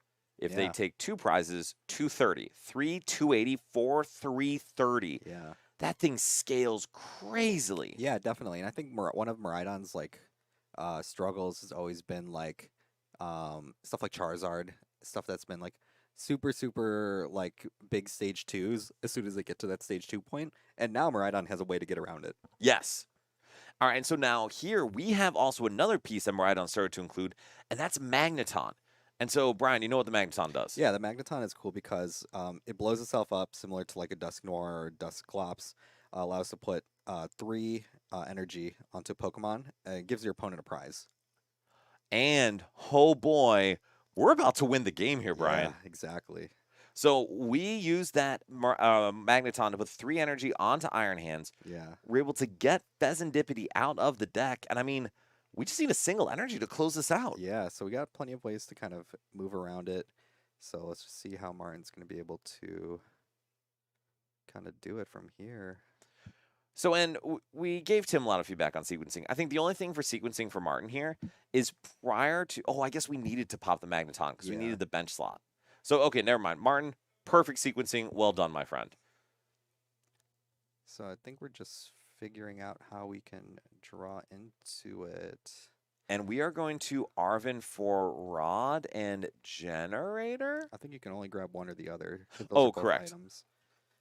So we may, if we have a Generator, I would grab it. If not, we can Yeah. just get a Rod to throw Yeah. more energy back in. Yeah, I kind of like the rod play a little bit more because I feel like if all you need is an attachment, that should be all you need. For me, I think Generator gives you 2 opportunities to dig into your deck. Yeah, I feel like it would feel way worse though if you played. Oh, what are we doing here? Oh, I think we're trying to retreat first. Yes. So we do retreat. We do put a couple energy into the deck. Yeah. And yeah, Martin could very well go get that other Magneton too. Yeah, I feel like it would feel much worse though if you grab the generator, you fez first, you draw 3 energy, and then you play the you play the generator, and then you draw Well, it to nothing. To be fair, even if you hit the energy off Fez, Yeah. you still win. Yeah, So it's that's true. okay. But no, I see what you mean. But that's actually exactly my point. Generator plus Fez, you see 8 cards. Yeah. Well, Ah, the sack. and we see the amp you very much for Yeah, 3 3 more prizes. prizes to close out the game. Yeah, Iron Uh, Hands is something crazy. Iron Hands is crazy. Yeah. And also Miraidon closing out the game against Raging Bolt, which allegedly should Wow. be a bad matchup. Yeah, definitely should be, but not today. No, and so I'm excited. We're going to see some Miraidon on Saturday, and I Yeah. think that is a deck that is very I would say underrated going into the Worlds format. Mhm. All right, so Brian, I want to talk through a couple more things here. So Bryce, Yeah. can you throw up the main thing?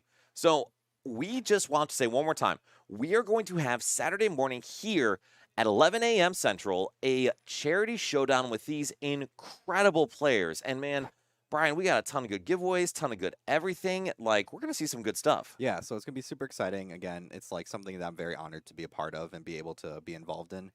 To be able to just put on something like this with all these incredible players, to be able to give back to an amazing charity, and to be able to put this on for the community, give back, and really use our platform for something good. So we're really hoping for, a lot of people coming out to Yeah. watch on our Twitch and YouTube channels, and just to kind of hit those donation numbers, because we would love you guys to have all these items that we're kind of giving away. So 100%. And so one thing I want to mention is we have the link obviously on Twitch. You can all see, and we would love for you to donate anytime. Yeah. Today, tomorrow, Saturday.